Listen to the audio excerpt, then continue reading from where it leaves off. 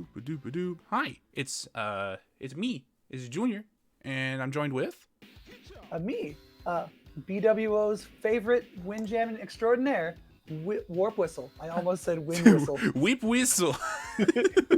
Uh, But how you uh, doing, Warp? It's good to see you, my guy. it's always good to see you, Junior. And are you excited for another stacked bracket of Windjammers? Oh, it's always stacked. We got a whole weekend of Windjammers. Like, it's kind of insane. Like, we had a bracket on Friday, we had a bracket on Saturday. And now we got a bracket today, Sunday. It's insane. It's actually kind of insane. It's cool that other communities like to think about us and put us on for spectating in events, especially that college. They did such a really cool job adding us to their with all of their other games. Unfortunately, we couldn't get Justin Wong for Windjammers, but they did get him for Street Fighter the movie, the game. They did do that. Apologies, I'm still setting up live streams and everything like that. Being content creator and tweeting everything out, so I apologize. We've got some really exciting matches for you today, including the elusive Trash Tier King, able to enter today's bracket. Alrighty, I think we're set up. We are set up now. So let me go ahead and minimize that. Okay, stream's good. Everything good. Do I need anything else? All right. So we're good to roll. We have a beautiful lineup of players today. Stacked bracket, man. Like with Purotech.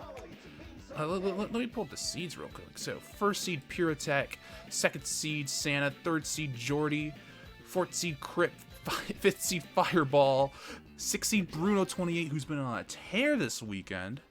Southpaw Rock at 7, Trash Tier King at 8, Jeff Vader Jr. at 9. Zagrand making his grand return today.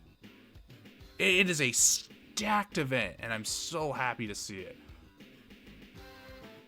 I'm so excited with people who normally can't come out to that made time to come out to our monthlies, and just if you ever want to come out and play, we have it posted out like a month in advance. We'd love to see you come play Windjammers with us. Yep, join the Discord. All right, we're gonna get started with game number 1 on winners round 1. We got Trash Tier King and Jeff Vader Jr. So let me go ahead and find that match real quick.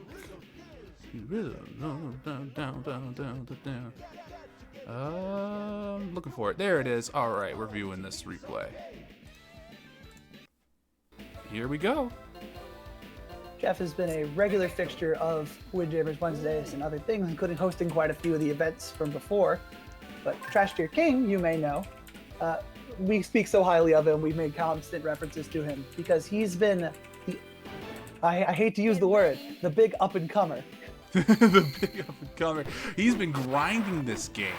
Like, it is kind of insane to see how far he's gone without entering a tournament.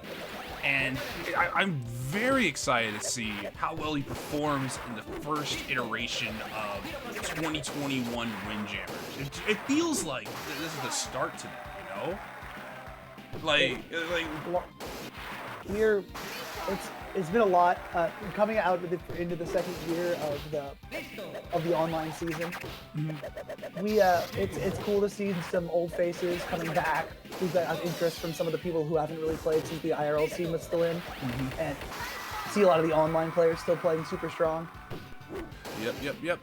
So we're starting out on beach here. TDK 5 points ahead of Jeff. Hey, we got super lob volleys charging up, sending it up the top rope.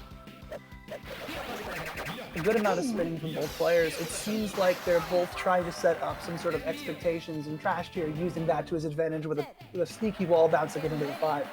Jeff kept that 5 open when when it was score potential, and it cost him the first round. Lovely charging curve. up. Super lob. Ooh, he couldn't cover it. He didn't go back to neutral. Also, I can see that Jeff was hesitating on his way up. He dashed to the right spot, but if he would have done a little earlier, he might have been able to make it. But back and forth. Back and forth. TDK up 3 points. Couldn't get that charge up in time. Lobbed it to the back. Jeff now has to play on the defensive. He reacts in time. They're both loving those curve supers up in the top. It seems to be working out, and those lobs to the bottom are working out great for TDK. Oh, that's 5! Ooh, caught him by the edge of his hitbox. You hate to see it. Oh, the mean curve! And TDK takes game 1. You hate to see that. Oh. It's nothing sucks more than going from a 30-40 second rally to being scored immediately on the serve. Demoralizing. You know, sometimes when you get that score in your mojo, like the pace of the match creeps to a halt, and you have to start that right back up. It leaves you open to like those nasty service aces. And Costa has that weird curve where it's like, hey, is it gonna hit the wall? Is it gonna hit the? Is it not? So I understand. I definitely get that too. But Jeff's counterpicking the lawn, which is normally a very good Vessel stage. I'm surprised we didn't see the concrete. You know, he says he's been feeling lawn recently, but the problem is that it's very much a Costa stage. Those big wide curves can get to corner with minimal setup, and Trash Tear is very familiar with that kind of play, especially playing so much against our president Costa Jordy. I think this is definitely a more defensive pick from Jeff. It makes it so that this 5's in the center, so it's easier to guard, and so he's going to be making these 3 or 4 score games rather than the 2 or 3 we expect on concrete. So I think that's Jeff's game playing with this counter pick. So far though, TDK's up 3 points. I can see TDK's been improving a lot in using delay shots and things to get off Jeff's rhythm. The last score that he did, he was able to just put a slight delay on the curve, and Jeff was anticipating a full speed. Those little rhythm changes can mean a lot when you're, especially up to the front of the net, and you have a split second to decide your choices. But another good wall clinging curve that keeps Trash Tear in the lead with only 15 seconds remaining. Yeah, just needs that 1 point left. 15 seconds. GTK is just going to go for a timeout, honestly. Jeff needs to get a 5 and some extra points. He has to win the set with this setup. And 5 seconds is not going to be enough, unfortunate. Especially with both of them catching all of those supers so easily. Yep, timer scam for the first set, and TDK sitting pretty. 1 more set win, and he will move on to fight, I believe, Pyrotech. So we'll see how that goes for him. Oh man, it's certainly a matchup that he's familiar with, but I wouldn't want to call Jeff out in any situation. Yeah, let's not He is dangerous. We say let's even not when count he's him out. dashing away. He dashes the wrong way, unfortunately. Oh, what a nasty curve from Jay Costa! Just a little bit late. I know that feeling. It's like you don't want to push the button. You don't want to you want to anticipate it. You want to get the best position, but no. Sometimes you just got to trust your gut and go for it. Beautiful super lob up there. TDK couldn't get there in time. 3 points for Jeff Vader Jr. Oh, 50-50, he went down. Guessed wrong. It's a tie game. Jeff still needs to get some points on the board if he wants to move on. Both players are going at it. That back little shoulder hitbox just saving Trash Tear King from a 5, but unfortunately that should have been 5. I'm not gonna lie. Jeff got robbed. Oh, for sure. It sucks when the curve kind of overextends itself into the yellow. Oh no, it's 9-9. 25 seconds left on the clock. TDK's win condition, just don't let the disc get past you. If it ties, it goes 1 set apiece, and TDK will be awarded the victory. Jeff has to put on the pressure to get those last points on. And it's not looking too good. He's throwing a lot of the same things back and forth, and I understand trying to condition your opponent, but you don't have the time. Yeah, you gotta get out the net, man. Unfortunately, TDK finds that's 3 points, and that is the set going to TDK. Wonderfully played by Trash Tear King.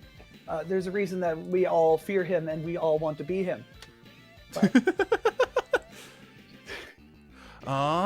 Now we have Southpaw Rock versus Zagrand, and let me go ahead and find that in my list. So let's talk about Zagrand for a little bit.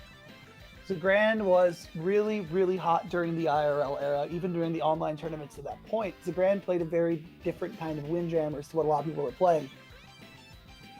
A lot of people, he's very, conditioning his opponents. He's very good at setting up things over long periods of time and playing defense to make those things happen. Zagrand plays the game better than a lot of other people do, and it's really cool to see him, even if it's going to probably be with a little bit of rust. But Always a treat to see him against our resident concrete wall, South Rock.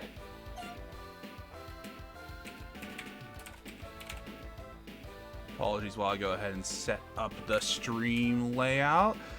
So what are we expecting? We are expecting Southpaw, known for his very defensive gameplay. Oh, yes, for certain. I expect Zagran to try to go for these long, kind of about like he wants to rally. He wants to be patient. He wants to be able to set things up to allow him to get these setups. I don't know if it's going to work super well against Southpaw, who's very patient, but it's really for Zagran to play and find out. Like Southpaw is very much a constant, and it's up to Zagran to see if he can push against it. But Southpaw getting the first points of the round. Mm-hmm.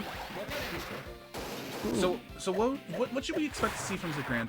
Like, what is he trying to condition Southpaw here? Like, is he going to be playing along with the defensive play, or is he just going to go straight aggro and try to crack Southpaw ASAP? I don't think he knows to push the net that much against Southpaw, which seems to be traditionally the strategy with the most success.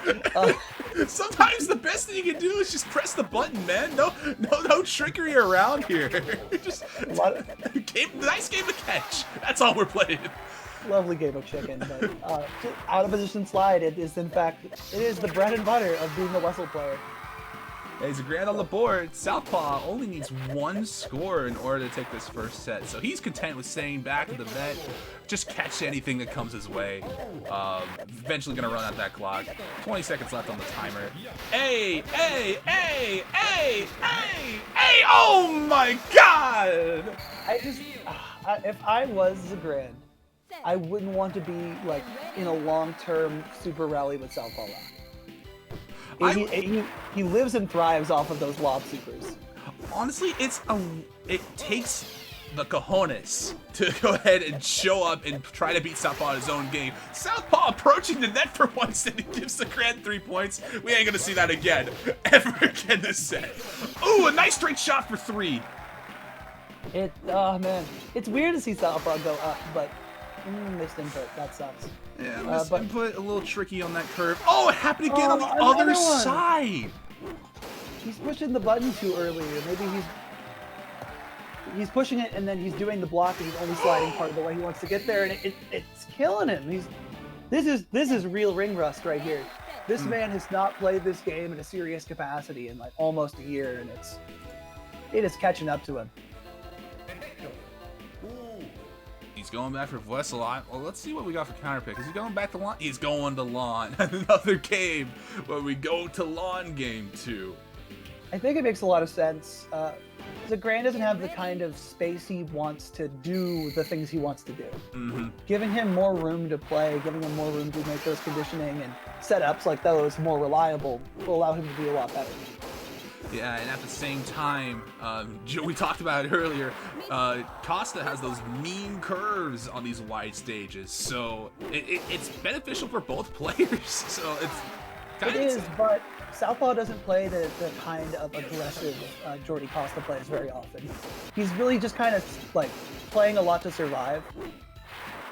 And so like you could see a lot of slow, predictable shots from him. Back and forth, the same shot over and over again. That's Zagran's, like, if you're doing that to Zagran, you're making a mistake.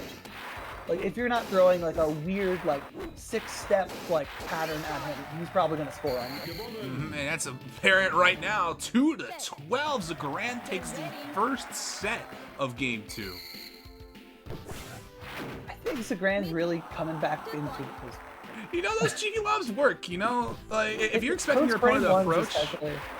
Like, when you get those, like, that would be a supersonic if he would have thrown it. All the way back in the net, you need to be in the net already. Like, if you're not, then, like, and you don't have a straight line, usually you can catch, like, the side of it with your arm or something, but no, not in that situation. So, but it's only 2 points, and Zagran's already able to make that not really that relevant, unless, of course, Southpaw puts a 5 on the board. But there it is, another 3 points off the top. Like those... He keeps whiffing those inputs. It's probably really frustrating. That's the Wessel problem. Yeah. Those are the kind of things where those micro dashes can really make or break you, and unfortunately, not happening for Zagrand on that one. Yeah, what I'm noticing with Zagrand for this lawn set is that he's staying like in the center of lawn.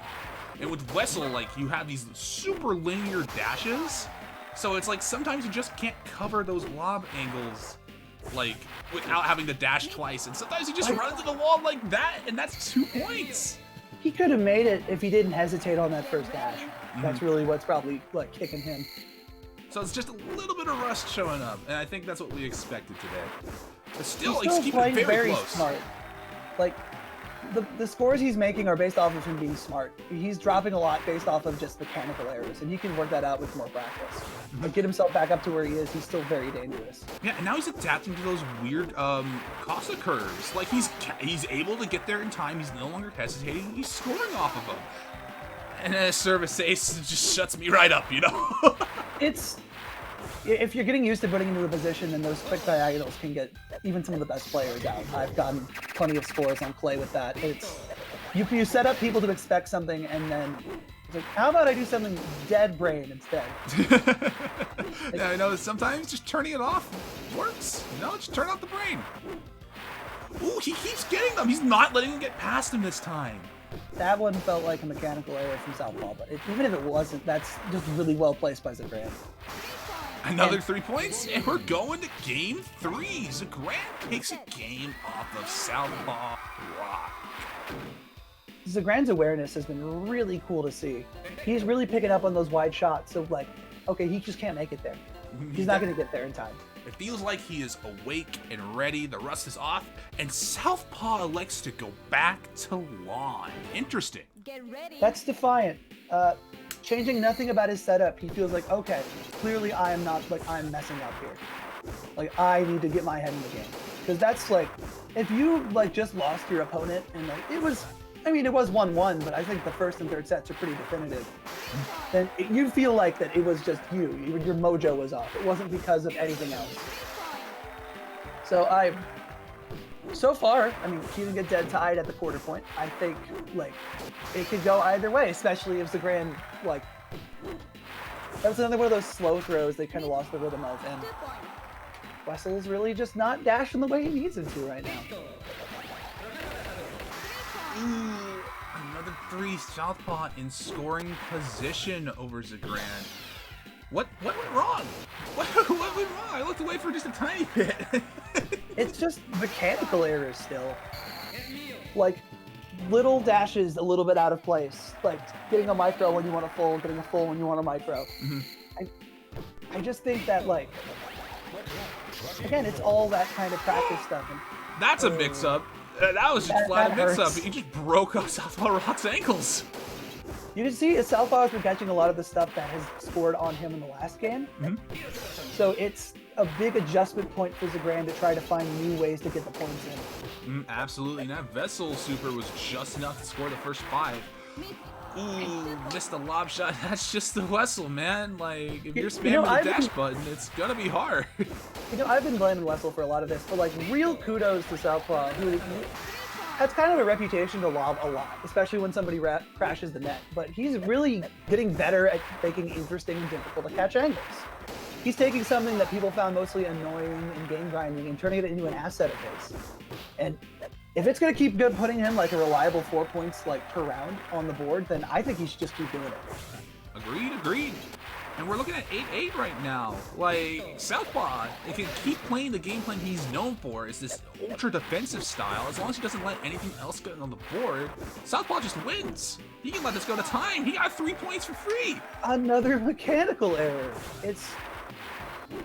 I'm hoping that Zagrand takes these kinds of errors into account when he's doing practice. And it'll motivate him to want to get back into where he was. And there's another one, and it's 2-0. Southpaw for that game. Southpaw takes it over Zagrand.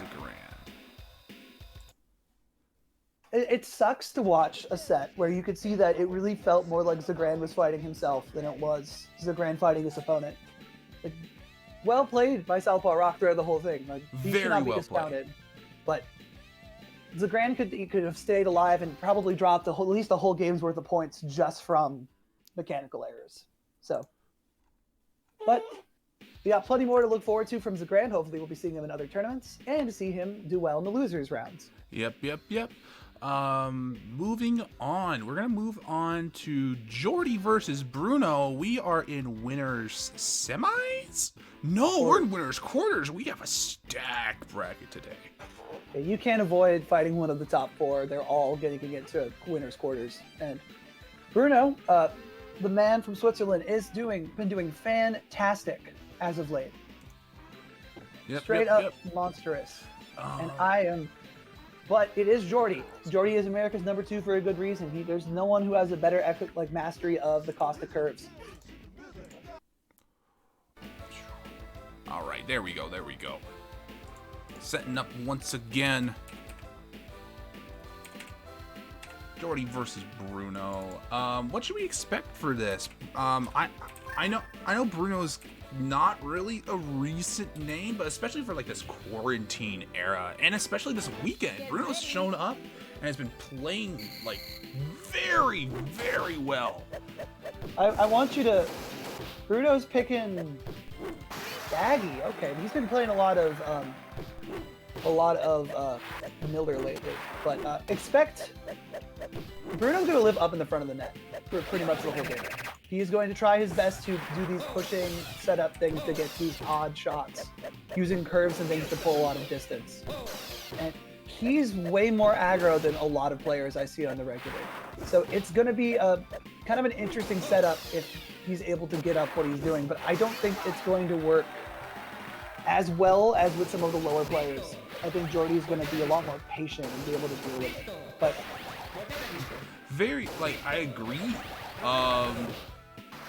I'm more concerned, why, he's choosing not to go Miller in this set, presumably.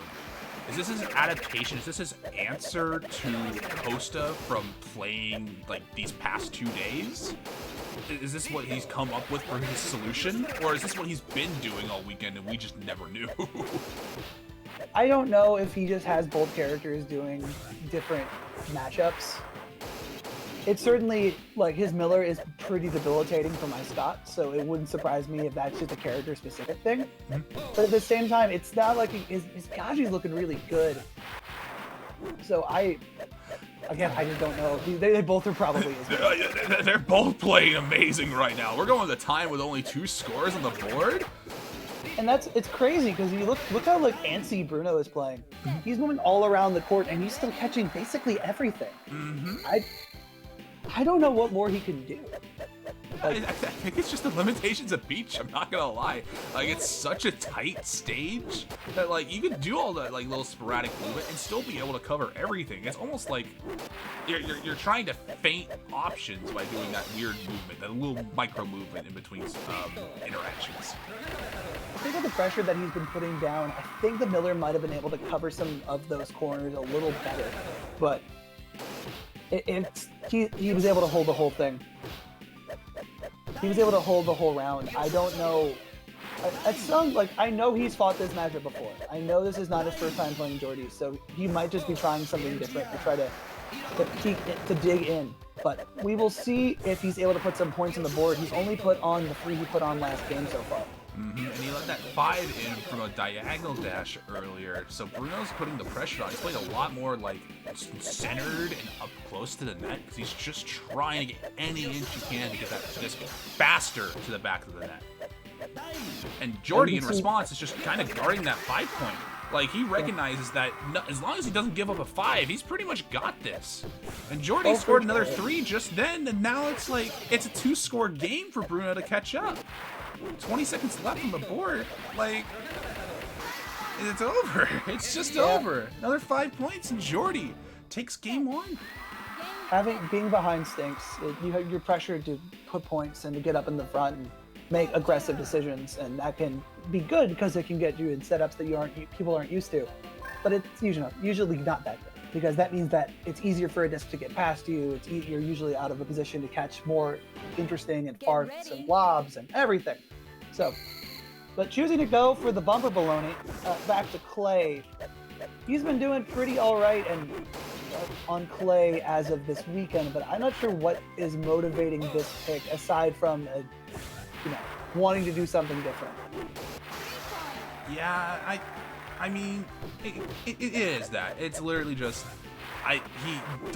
he's just trying out something new for this set. And I appreciate the clay pick, because this, in my opinion, is Biaggi's best stage. Like, that ambiguous curve he just did to thread the needle between the two bumpers, that was insane.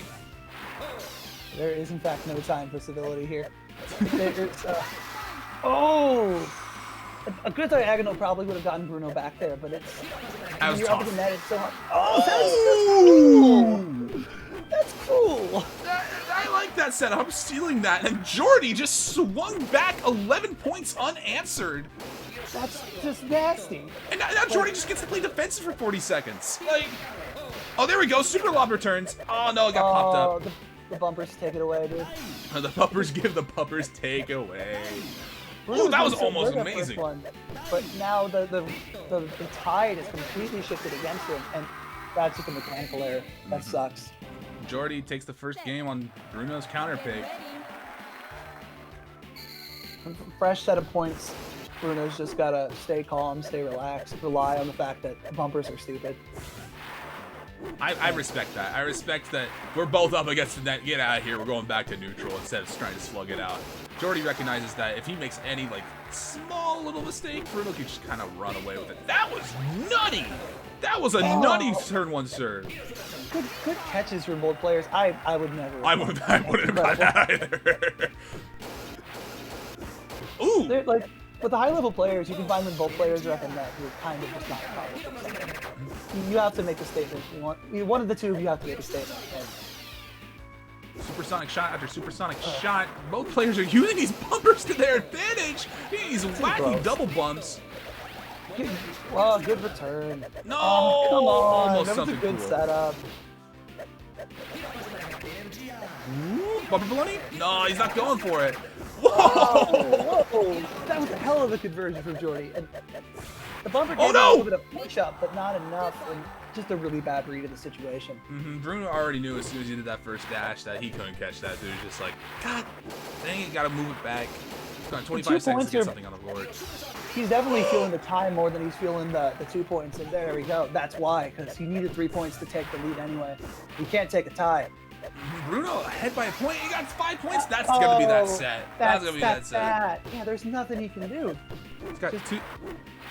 There's no, even if he scores, it's nothing really. Well, I mean, he can. I mean, there's a chance now. The smart thing would have been to just lame it. Oh, he just lets it land. 2 points doesn't matter. Bruno goes up another game.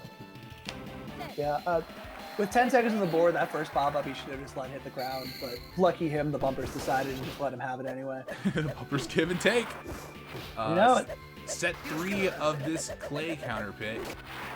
Ooh, good defense. I would have got that, I'm not gonna lie. Oh, for sure. Oh! The bumpers decided I'm catching this. Oh, he threads the needle and Bruno was able to recover from that. Oh no, the double bump for 5! Both of these players are using that middle ground to get some crazy angular fraction. And up until then, they were both doing a good job of doing it. And now the bumpers have decided they will be no longer participating in this game. Sorry to say. Clay is a 3-player game. You, me, and the bumpers. The bumpers have to decide if they want to play. And after that crazy set of things, honestly, sometimes it feels like they really do have a consciousness of their own. It's like, I've done enough for you. That was an odd bump there. Oh, here we go. More super. Ooh! Oh, and Jordy covers it. He just recognizes, hey, 3's okay to get past me. I'm going to keep the 5. Sometimes it's just good to just like, I don't know where this is going to go. I'm just going to push the button. Oh my God, that was so much tricky. That was real stinky. Jordy still caught it though. That's. Both of these lobs have been really good at trying to catch their opponent unaware. And that setup was nasty. Jordy threw him to the corner, and then Bruno's like, I'll take the bait, throw it straight. Jordy throws it to the other side, and Bruno was nowhere near it. It was a bad idea to just charge the net straight forward. And as I said, with all that time remaining, Bruno loses because of the laying-out. And Jordy does the same trick Bruno did to him. Jordy wins 2-0. Bruno definitely did not make that easy, but Jordy comes out unscathed, and we'll be moving on to winners 3. Alrighty. We're gonna have in the next winners quarters match, but we're actually gonna do a little commentator swap. Jeff, if you're here, go ahead and start talking, man. Oh man, only if I'm here. Ladies and gentlemen, my name is Jeff Vader Jr. First of all, please give a huge round of applause to EDC_Jr. for putting on the first of what I'm expecting to be a great many monthly events, starting with parking lots right there. Parking lots right here, baby. It's gonna be here every month. So thank you so much, Jeff, for relieving me of my commentary position. I will now go back to being primarily stream runner. So the beautiful audience at home, I apologize, you won't be able to hear me until the end of the stream. But I'm gonna let Jeff Vader Jr. and Warp Whistle take care of this tournament for the rest. We'll take care of you. So, yeah. I'll let you guys get adjusted, and we're gonna go ahead and get started. I am going to mute. Okay, bye-bye. Bye-bye now. All right. So, Warp, how has this tournament been going? It's it's packed to the gills with talent. And Akina, our TO, hanging out in the Fightcade chat, he says that we can have like a 5-man bracket and we'll have like 4 of the best people in the world in it. It's crazy how like all the good talented players come out for so many events, and we've got so much going on. And we've got America's number 3 versus America's number 4 coming up. Fireball versus Crypt Kitty. Or did I have the number swapped? It's the other way. But Crypt Kitty currently has the edge, but we'll see if he can have the edge today. All right. It's one of those, I've played against both players, and there's no good way for me to say this, but I'm scared of both of them. I can't prioritize one over the other. They both play very different kinds of Windjammers. Crypt Kitty plays a lot of that old style, just no real big thought to it, just survive, find setups, do things. Fireball is constantly labbing and trying new things. So we'll see if that's able to pay off for him here. But Fireball's looking to take it very seriously today. He's going right off with the Wessel. No goof dice. No goof dice. For those of you who are unaware, Fireball normally rolls dice in order to determine which character he'll be playing. He's choosing to go with the German heavyweight Klaus Wessel, and Crypt Kitty is sticking with his main, the Spaniard Jordy Costa. So far, it's going pretty quick with 2 really fast scores, but Crypt has been a little bit out of it lately, only showing up maybe once or twice a month. So him getting back in the groove of thing does not surprise me. But he is able to score that 5-pointer. Even though Fireball's leading by 1 point, there's still 65 seconds left on the clock, allowing for the game to go in either direction. I don't know. I can't even place any bets, just because if Crypt Kitty's been a little bit rusty and Fireball's continuing to lab, are there even odds, or is it kind of 2-1, 3-1? Like, where do we go?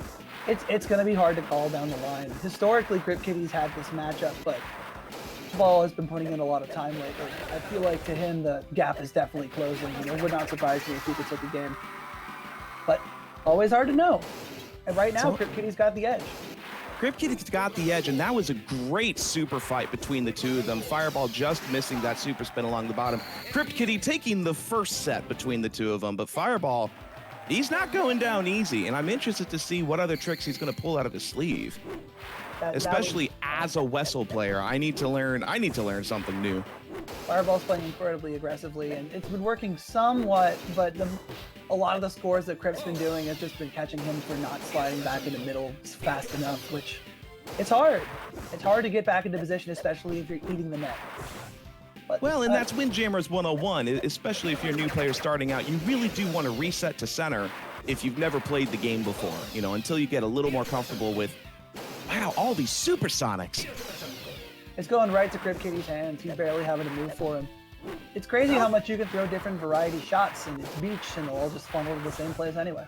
Yeah, beach has that effect. The most neutral stage, and I guess the most loved, we can almost say. I have my personal distastes, but I'm in the minority. You'll see Fireball walking around the charging circle instead of standing directly underneath it for a super. He's trying to go for the supersonic curves. It's a classic French. Ooh. That's the missed input. That's the missed input. Have we figured out a name for that yet? I don't think it really needs one. It just stinks when you when you hit the button and you just kind of flex your arm instead of sliding. The inappropriate taunt time. Oh wow, what is that? Was that 3 or 4? Oh no. Oh, he thought he had it. And that's gonna stink. There's only 10 seconds remaining, and behind by 7, I don't think Fireball can do it. He's just I think he just kind of let it go. Well, that's going to be the first map gone, first point going to Crypt Kitty. I'm interested to see if Fireball will counter-pick a new map or a different map, or if he will do what a lot of professional Windjammers players do, which is pick Beach again. I expect Clay. Ooh, from Fireball? Yeah, it's Fireball Clay. If you've not seen this, this is really aggressive. Fireball is going to go up to the front of the net, and he's basically never going to move from there. It's really cruel. It's really difficult to react to, and he's able to take advantage of the bumpers to refract shots, essentially like standing right next to a wall. First point's going to Fireball, proving Warp Whistle correct. He's just catching everything. Because Wessel's got the longest dash of the game, he's able to reposition himself easily, using the super spins to his advantage, allowing the bumpers to just kind of mix everything up. Because Clay, as the 2 bumpers dead center, kind of cuts the map in 2, allowing the defense to be a little easier, especially if you're a larger character such as Klaus Vessel. So far, Crypt is doing a pretty good job of playing defense, and unfortunately already behind by 6, but there's 3 points. This is a really good setup to get him here to the bottom. There's no way for him to have got back in time, aside from just, throwing a different shot. But back where he is again. I will say this, I'm watching Crypt Kitty use some of the famous coast-to-coast Costa curves, trying to get from one corner of the map to the other. They take a bit of time to start up, and Fireball's waiting at the net by the time the disc gets near halfway up the court. And the coast-to-coast Costa curves they got me all this tournament, but Fireball's just anticipating them. And because Clay's cut in half, it's almost making his job easier. Ooh, the supersonic. The Blitzkrieg. The Blitzkrieg is going to give it. At the net, the Blitzkrieg is infinitely more dangerous. It makes its movement go almost straight to where you want it to go, laterally, and gives there less room for your opponent to recover to it. And if your opponent does not hit A at the exact right moment, the impact will more than likely score. And it's a dirty trick, but it is an effective one. Oh, Fireball wasn't able to reposition in time there. Crypt Kitty grabbing 5 points. That's the one problem with being so close to the net, is that you have less time to move back to neutral. If you're stuck at the very top or very bottom, you can have some bad instances. And good 2 points by Crypt, but it's only 2 points. But he only needs 2 more points with the 10 score. Make that 3. Crypt Kitty grabs a set of his own. Fireball on the back foot. Yeah, it's 1 game away from Fireball having to just go to losers immediately, which is certainly not what you want to do on your counter pick, but 3 points quickly. Yeah, I think he's feeling it. He's not letting this go to waste. He's going to walk back and not go for the supercharge. Nah, but like you said, he's being so aggressive, he's misdashing and allowing those lobs to kind of peck at his heels, as it were. So Crypt Kitty's on the board with 2. Fireball with the nasty curve bumper combo. 6-2, 70 seconds left on the clock. Into the air, no charge. Too close, yeah, can't get it off of that. Clay's weird double net means that more shots that will come into the reticle that just aren't chargeable at all, and it stinks. It stinks when you are in a good position and you lose a game rewarded from it because the game decides no.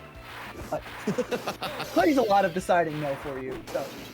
Yeah, there's a lot of deciding no, especially when the disc hits the bumpers on the side. Crypt Kitty bringing the pressure right back up, 9-8, 40 seconds left on the clock. This could go anyone's way. Will Fireball stay in the winner's bracket, or will Crypt Kitty send him down to the depths below? 5 points for Fireball. He's still in it. Absolutely. It really started to waver a lot of times because he wasn't moving back into position. He wasn't coming back to neutral to do things that he's supposed to, and he's missing those dashes for the long lobs. But in the end, the shove it up your throat defense, offense, certainly worked out for him. Shove it up your throat defense. Is there like a hashtag or an acronym for that? Make that a Fireball special? No, it's certainly an offense more than a defense. But sometimes with these players are moving a bit too quickly for me, I'm going to say the wrong word. Well, Crypt Kitty counterpicked with Tiled, and that's going to be a fun map for both of us, considering that it is tighter than Beach, a little more narrow, and the score pattern is a 5-3-5, which means usually the games go a little faster. Crypt Kitty, first blood, 3 points. Traditionally, a Jordy Costa player would benefit more from a wider stage with more chances to do things, to get curves to develop, but Crypt Kitty is a little bit more patient and a little bit more in the defensive driver's seat, at least as seen by that first game. So this makes a lot of sense for him to take advantage of the situation that he's in. Well, and he is definitely waiting for Fireball to slip up than necessarily approach the net. As I say that, Crypt Kitty, with the wide Costa curve, bouncing it around Fireball. Oh, that should be a 5. every Windjammer's favorite discussion of is it a 3 or is it a 5? The pixels determine and a dice roll as well. The Super Costa Super does not get past Fireball. He's against the net again. 30 seconds left in the clock as Crypt Kitty simply waits and decides what to do next. And Fireball continues to add that pressure. 20 seconds left in the clock. If you compare this to how the clay set went, you can notice there's less out of position moments because it's very rare for a shot to be completely out of your grasp. The stage is so much more narrow, as we said before, and that's leading to Crypt Kitty being able to just wait, get a slight lead, and wait. And that was just a really bad misread, but even if he caught it, he had so little opportunity to make it happen. Sure.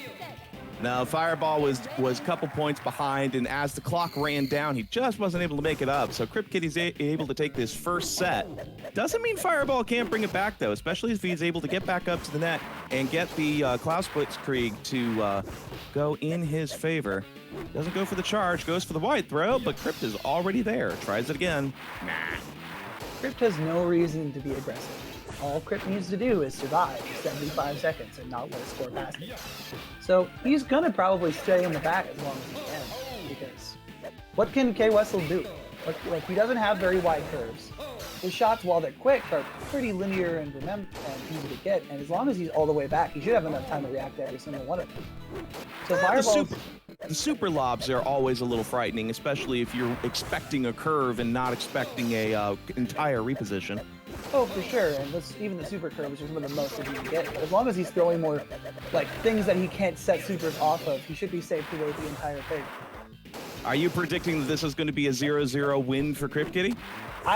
Yeah, I can easily see it. If not, like, Crypt can get a lob off with a weird misposition, but I think that he's just going to keep throwing things that aren't too complicated, but are just out of your reach to fit super. Oh, well, Crypt Kitty tried the super lob, didn't work quite there. Fireball's been having to play rather defensively. Crypt Kitty's been moving up to the net. And there's the first score of this set. Crypt Kitty, 15 seconds left to go, 10 seconds left to go. Will Fireball grab 3 points of his own? Crypt Kitty lands the lob. That's a concession. Yeah. Well played. Well played on Fireball's part, not going down without a fight. Crypt's 3 points were scored with like one of those back diagonal shots, and I for certain don't think he was trying to score with it. I think he was just trying to kill some time, get himself back into central position, and when that score went in, it just kind of cemented that like there's just nothing I can do. Well, and Crypt Kitty was doing a very good job just because whenever he moved towards the net, he wasn't immediately retreating. He was, holding his ground until Fireball took it back. So we're going to have our next match coming on up. We have ourselves a Stupid Junior, Advanced Dance Carniv, a Santa with muscles versus Jordy Costa, not the character, but the misspelling of the man himself. Jordy is the Santa, the eternal American rivalry, #1 versus #2. And meeting here in an international tournament, meeting here in semis is kind of tradition. Depending on how the bracket's all built, of course, but Well, and I'm curious to see, because Jordy's been making small steps towards Santa's crown with every event, and he gets a game here and a score there. I'm interested to see if Jordy will be able to 2-1 Santa, or if Santa will shut him out entirely. We are on beach. We have Jordy's Jordy, and we've got Santa with muscles, the man with muscles, Klaus Vessel, and 80 seconds left in the clock, and still no scores as per the tradition. You know, it's fun. It's kind of sad to watch Jordy have to fight this matchup so often, because it's clear that he's frustrated with it. You can see a lot of times during games like Game 2 or even the rare Game 3, that he's just like, it feels like he's bashing his head into a wall. He's doing a lot of the same things that work on a lot of other players, but Santa just doesn't let it work. Meanwhile, Santa is, of course, this is one of the more challenging matches for Santa, but he's still taking it very seriously, but he does not seem to really deviate from his typical strategies. The same kind of calm, relaxed gameplay that gets him through most of the games. So you say that Santa has some of the more calm and collected strategies. However, he can't seem to move past Pyrotech. Is there a difference between Santa and Pyrotech's style that kind of cements them both as #1 in both of their respective countries? Pyrotech plays the game in a way that a lot of players don't. He is more often than not playing a complete shutdown defense. You cannot score on Pyrotech in a lot of his games. A lot of games will go to tie, and that's infuriating. It's tough to have to deal with it. Santa plays a much more well-rounded kind of game, and he's really just kind of good at everything. I will say this out loud, folks. We have been talking about the players' play styles and talking about various technical tips because Jordy and Dance Dance Karnov did not score the entire last set, allowing both players to go up a set and bring the pressure on a little more. This is more high-level Windjammers play. A lot fewer scores and more. It's just the endless volley, the volley that does not end between the two players, just continually jockeying back and forth. There's curves, there's supers, but at the end of the day, Dance Dance Karnov is the immovable wall, and Jordy is he's trying to gain the title of the immovable object. The unstoppable object, even. The unstoppable object. I'm good at this metaphor, you can tell. Yeah. Ooh, Jordy with the first blood. The super spin knocking Dance Dance Karnov into the back lot. 3 points to Jordy, but we have 45 seconds. That does mean that Santa can get his score, or will Jordy hold him out for the next 40 seconds? No. He should have just held his ground. If he would have held it, he could have. Oh. Yeah, no, because Dance Dance Karnov's super, again, the Klaus Vessel Blitzkrieg at the net was able to slam Jordy into the back. However, Jordy's curve was able to grab his own 3 points. It's now 6-3, 20 seconds left in the clock.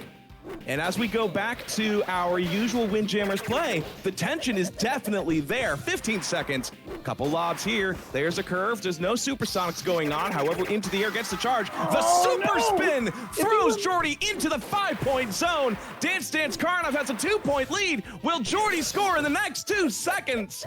Why? Not this time. If he wouldn't have touched it, it would have been a 3. It wouldn't have hit a 5. It would have been a tie. But no. Oh, but how are you supposed to make that split-second decision when the disc is coming at you and the disc is on fire? You go for it. You can't. It's all you walk away with regrets, but you never would have done anything different because you always think you can catch that. Especially because what you're going to sudden death. That's still not a win. Get ready. I will say this out loud for those of you who are unfamiliar. We are playing on Fightcade 2, and while the rollback netcode is a blessing to us, it doesn't quite feel like the PlayStation 4 and the Nintendo Switch or the actual arcade cabinet. So maybe Jordy could have gotten that one if it were on true hardware. But on this particular setup, that particular score was for Dance Dance Karnov. Meanwhile, we've gone on to game 2. Jordy has counterpicked Lon, trying to go for those coast-to-coast Costa curves, and Jordy does have first blood with a 3-0 score with 60 seconds. Make that an 8-0 score with 60 seconds left on the clock. Will Jordy win this by score, or will he time his opponent out as per the usual? Into the air, gets the charge, goes for the super, denied. I think it's just like it really kind of puts on perspective that Jordy's been here, been at every tournament, moment one, signing up, practicing every night, coming in earlier and earlier because he knows this is his problem matchup. He knows this is the place that he needs to improve if he ever wants to be number one. Sure. So when he's taken into these big stages, you can see a lot of tricky shots, a lot of full body things, and smart play. Unfortunately, that's not bad. You know what? I gotta say, Twitch chat brings up a very good point. Loves the THC says that Jordy is hungry, and I can't imagine a better way to phrase it up. Again, Jordy has been fighting for that crown ever since kind of Crypt Kitty kind of dropped down a few rungs on the ladder. But this first game does go to Dance Dance Karnov. He's just a little bit too forward. Well, and I know that Santa with Muscles regularly practices with the French players, Other End and Pyrotech. Jordy, I don't know. You're on Warp. You are on Fightcade a little more than I am. How often does Jordy practice against the best of the best? It's a time zone difference a lot of the time. I mean, I'm sure he likes to play Pyrotech and Other End whenever he gets the opportunity, but it seems like Santa's there a lot more in those time frames than he is. Primarily because Santa seems to work into the graveyard while Jordy works a more standard schedule. It is what it is, and we're living international. Like an international game like this, it's a little bit challenging sometimes to play everyone you want to play. But so far in this game, we can say that it's been half the game in these scores, which is a lot more nuts than on a deep set because there's a lot more room for error on one. Well, and the pressure is definitely there because even though there is no score, Dance Dance Karnov has that first set. If nobody scores this entire set, both players go up a set, Dance Dance Karnov wins the round and will move forward in the bracket. So Jordy is definitely feeling the heat. This is one of his last chances to stay in the winner's bracket. Super spins along the bottom, denied, into the air, doesn't go for the charge. Instead, bounces it around, Dance Dance Karnov. 3 points, first blood to Jordy, 20 seconds left to go. Now he's got to hold the lead. Those wide shots are really usually better for positioning because they're slow. And if you're in the back, they're very catchable. But at the net, if it's a little bit more back than you think it is, it can get right around you. You can still maybe catch it with a smart backdash, but it doesn't matter if he scores again. All right. We have ourselves a game. Jordy with those 6 points, keeping Dance Dance Karnov from moving forward. Now both players have a set, and I will be interested to see if Jordy will be able to take the game off of Dance Dance Karnov on lawn, because maybe we can establish a new Windjammers North America tradition of Jordy beating Dance Dance Karnov on lawn. Yeah, I'll always make sure you finish your sentences, kids. Super spins along the bottom, denied, into the air, doesn't get the charge. And we are back to our usual looking for opportunities gameplay as the coast-to-coast Costa curves continue to keep Dance Dance Karnov on his toes. The last thing you want to do is throw something that goes right to where your opponent is, because that gives them the opportunity to make something out of something. As long as they're weaving and bobbing up and down, they don't have as much space to get the supersonics or pop up for a super. And you can see every time it goes right to Santa, he's taking full advantage. He's going to cheat up in the net, go for more interesting shots, and get things going. But Jordy's really just trying to keep the back and forth moving so he doesn't have the opportunities. But it's not working out on a scoring sense, unfortunately. Well, and again, this is high-level Windjammers. There are few scores because the volley is endless. And what you're telling me here is that the Canadian Windjammers that I've always played directly to your opponent doesn't work in high level? It absolutely doesn't, because the more your opponent has chances to pop up and move forward, the better. Yeah. 15 seconds left on the clock, 10 seconds left on the clock. Jordy is able to get those 3 points around Santa. Will Santa be able to score 3 points of his own? Here comes the 5. No! Jordy, with the age-old technique of running down the clock, allows Santa to land that lob, holds the disc, and that is it. Jordy has a game of his own. Oh, man. Call up the Street Fighter Cross Tech, and we laying it out, boys. going all the way to the end of the timer. You don't need to win by the full score if you win by a single point. A single point. And it's one of those where we start to get into the discussion of if lobs are worth it. Lobs are worth it when you are trying to get that edge, but you can also use lobs to your advantage in order to buy yourself time. We're going back to no, we went back to tile because that was the game previously. Jordy and Santa did not play on tile. This will be their first time. Back to a narrow stage, more like. And yeah. As Fireball has mentioned, it is a... Nobody really plays Wessel on a tiny stage quite like Santa. And it's really hard to deal with the way he uses the pressure and the speed and everything about him to play a complete game. Jordy doesn't have as much room to make his curves develop, and it's going to be a lot more difficult to put anything on the board at all. So we'll see if he can make something happen. And Tiled is a stage where things like to happen because, more than one 5-zone. See? Santa with muscles, first blood. He's got 5 points on the board with that wide Wessel curve into the corner, but Jordy is able to get 5 points of his own, bouncing along the bottom half of the court. And we are back to a tie. Santa just being a little bit out of position, going for the straight down to be able to catch it midway through the arc, and able to make sure he caught that before he was able to sneak past him. But all this up in the net play is dangerous for both players involved. Usually, like you saw a lot of passive play for the long sets in beach and in lawn, and now both players are getting a little bit more antsy with a little bit more offense. Like, good and bad for both players. As you know, the more you get forward you are, the harder it is to catch the disc. But for Santa, especially, it's going to be, you can still backdash and catch a lot of that stuff. Oh, 10 seconds left as we go forward. Both characters only have 5 points. This may be another tie set. 2-1-0. This is the game. We're This going down is to the the game. final. We're not anywhere near grand finals, but we definitely feel those feel the pressure, feel the jaws of victory as well as the jaws of defeat. Dance Karnov, first blood with the Wessel Blitzkrieg at the net, like we were saying, a dirty trick, but an effective one. Into the air, gets the charge, goes to the lob, denied. As Dance Karnov takes possession, we'll see if Jordy can work a miracle of his own to grab 3 or 5 points. Again, Tiled has a 5-3-5, allowing for double the opportunity. Actually, I don't know if it's a true double the chances to score a 5 because if you measure the surface area, but because the corners are 5 points, you can score quickly here. I would not be surprised if no more scoring is done. Santa's pulled back a lot more. He's not going for as much in pushing the net like he did in the last set. Well, Santa's on the def. Oh, no!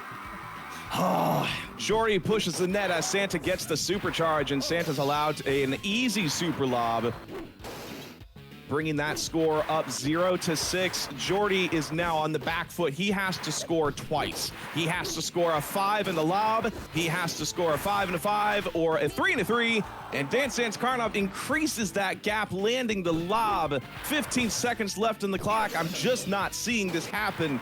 But this is Windjammers. Anything can happen. 8, 7, Santa's 6. made so many good plays into that final set. Most notably, Jordy threw this really smart, back diagonal shot that was supposed to hit the corner, right? But it just, Santa knew just immediately, oh, it's going down. I'm going to slide full force all the way down. And it worked Santa out using perfectly. Klaus Vessel and his best dash. Just the fact that if you hold that A button down, you can go across lawn and stadium as well as some of the wider stages. But Jordy put up a hell of a fight. That was a lot of fun to watch. But Santa moves forward, and now we get to watch more of the best play. It's the #1 in the world versus where are we? 3 or 4? Where's Crypt Kitty on the ladder again? 3 in America. 3, in America. Once you put it in an international context, the number becomes a little high. But Pirotech versus Crypt Kitty. Crypt has been, unfortunately, at the receiving end of this a couple of times, and it's not gone great. It being the weakest of the 3 of them, and even being directly trained by Santa, Santa doesn't really take Pirotech very often. So it's tough when when your mentor can't really beat somebody. You're kind of like, well, I don't know where I am. But it's always hard to tell, especially with Pyrotech running himself ragged with showing up to every tournament the last couple days. Maybe Crypt Kitty will be able to be more well rested and be able to take it, or maybe narratives will remain stale. Who knows? Well, and Pyrotech has been putting in work. You were talking about time zones earlier, kind of preventing maybe Jordy getting some practice that Santa does. But Pyrotech, we've watched play First blood to Crypt Kitty. Crypt Kitty gets the corner shot on Pyrotech. Sometimes I wonder if the tournaments that we like, the prize pool for tournaments, are what keeps him partially alive, because he is up playing Windjammers like 24 hours a day. Oh, the reflected Costa Super, allowing Pyrotech to land 5 points of his own. Now Crypt Kitty's on back foot. There's another 5-pointer. Pyrotech showing off how he is the giant of the jam. 3:15. That was a quick first set. That's tough. Imagine like you're number 3 in America. You practice all this time and are working to get better, and you still just aren't beating him. You aren't like even standing a full set. It hurts. And you gotta take that hurt. You gotta apply it. You gotta work with it. Well, and I will say this, because we were talking about the power rankings, and you recently made first blood to Pyrotech with that wide Biaggi curve. Warp Whistle made the graphic, and there's another with the super spin. Warp Whistle made the graphic of the top 20 in America. There's a significant skill gap as you climb towards the top of just how many. The Super Wars. Hey! 6 or 7. How many of those was that back to back? But Pyrotech ending out on top. 0-11, 50 seconds left to go as we wait for Crypt. Oh no. Pyrotech too with a complete shutdown. That's. Where do you go? Where do you go if you're Crypt Kitty? You don't take him to a bumper stage. I will speak from experience on that one. I had the displeasure of playing some games with Pyrotech in person, and he told me over a Google Translate how he practices which positions he's in order to get the effects off the bumpers he wants. So Crypt Kitty's going to have his work cut out for him for sure if he's able to get any points off of Pyrotech. And he does! Commentator's blessing! Nice job. No, these positions are really smart, and Crypt's making the most out of what he's doing, but Pyrotech is just... I mean, he's playing a character that's not, his number 1. He's just moving around, trying to just make things happen, and I don't know if the setups that he knows are going to work as well with Baggy, but he's still able to get 5 points without the bumpers at all. Oh, I love that particular curve when you're at the net and able to use the bumpers to shoot the disc straight into your opponent's net. Pyrotech grabbing a couple points. It's all tied up. 45 seconds left to go. 8-8. And both players are once again being defensive. Nobody pushing up to the net just now. As Pyrotech pops it into the air, goes for the wide curve. Bounces it around Crypt Kitty. 8-11. We'll see if Crypt is able to... Go ahead. Crypt is showing much better here, but unfortunately, what I said about not knowing the Biaggi slick setups, I'm a fool. That looks fantastic. Well, and Pyrotech, again, there's a significant skill gap. First blood, Pyrotech. There's a significant skill gap between the number 1 in the country and number 1 in the world. Santa holds a various wall as he holds his crown, but Pyrotech has been beating other end, and I forget the Spaniard's name. Masca, thank you. But it's one of those where Pyrotech just knows the game, knows it like the back of his hand, and can continue to play both players and game at the same time. Fascinating to watch sometimes. Oof. These shots are just getting right around him, and they're just great shots. I don't fault Crypt Kitty at all for missing a lot of these, because they're just fabulously designed.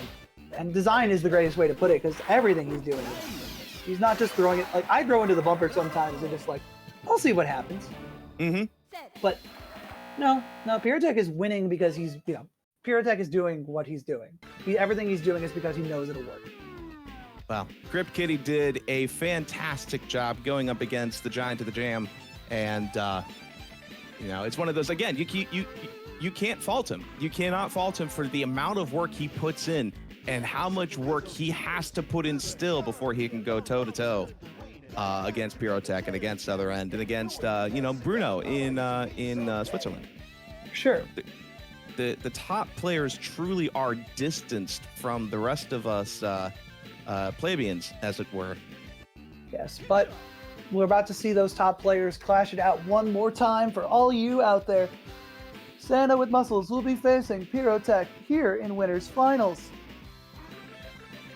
Make some noise for some low-scoring jam. Jam. What kind of jam do you like, friend? You like grape jam? I'm quite a boysenberry man myself. We have our director losing his mind over here. Don't worry about us and our dad jokes. You can catch our dad jokes every Windjammers Wednesday. That's right. You can come over to the Jam of the Wind Discord. Come practice with us. That way, maybe you can have a shot at taking over the crown. But we have ourselves a game. We have Dance Dance Karnov playing his Klaus Vessel. We have Pyrotech deciding to play Loris Biaggi. First blood to Pyrotech. As what was that? It was a curve that hit the top, but somehow got around Santa. I don't You know, it's funny. A purely technical term. You know, it's funny. Pyrotech plays the entire roster like at a high level of proficiency, and like, there's like he doesn't really main Biaggi. This as far as I can tell. Like, it is a character I see him not pretty frequently with, but he just is good with everybody. So he's able to throw out some stuff that, yeah, I don't really see that too often. I don't know. Well, he did grab a lot. Ooh, Dance Dance Karnov with the super spin, throwing Biaggi into the back of the net, tying that score up. You know, Pyrotech had got the 3-point and the lob, but Dance Dance Karnov with just one 5-point score is able to tie it up and kind of keep the game going. 33 seconds left in the clock. Ooh. That's a lead. Dance Dance Karnov has the lead on Pyrotech. Even though there's 20 seconds left to go, I'm interested to see if he can hold it. But Pyrotech, again, plays both players and the game. Goes for the super spin, denies, goes and repositions. 15 seconds left to go. Into the air. Goes for the curve. Goes for the opposite curve. Gets the charge. Goes for the lob. And Santa converts. No. Pyrotech with the supersonic curve ties it all up. Now both players have a set. You certainly hate to see it. He had it up and he just threw it away last second. But at least it's just a tie. All he needs to do is win this one. It just gives Pyrotech a chance to also take it. But we'll see if Santa's able to make something of this. He's been doing pretty good catching Pyrotech with some weird hitboxes and things. And as long as he can survive for those instances to come up and happen, like going up to the net and trying to get the Wessel super is a great example of that. Sure. And he's got plenty of a chance to do it. It's just, you know, whether or not those opportunities present themselves. You saw Santa with Wessels go for that Wessel super. And what's funny is that Pyrotech caught it behind him. The disc was behind Loris Biaggi's character, but Pyrotech knew. He just knows the positioning, was able to shut that down. So it's going to be interesting to see if Pyrotech slips up. Dance Dance Karnov with the... Yeah, as I say that, Pyrotech grabs first blood, 3 points on the board. 35 seconds on the clock. Yeah, these are long games. These are long tournaments. So we've been playing. These players were playing since 2, and since 3 o'clock. And these players, like these are long. These are exhausting, and especially at the high level, you're playing the full set and the full length, and it's easy to make mechanical mess ups, and that's gonna cost you in these long rallies. And that's why we call Pyrotech a robot, because it just doesn't seem like he makes them very often, if at all. Well, and for those of you who are, let's talk about the fact that it's 3, 2, 1. Santa put up a good fight, but first set, second set, first round. My roommate's gonna kill me. First game goes to Pyrotech. Tennis. Well, the point I was trying to make before is Sandman, a Soul Calibur 6 player, makes a very good point that Windjammers is focused primarily on defense. You're not trying to score. You're trying to prevent being scored on.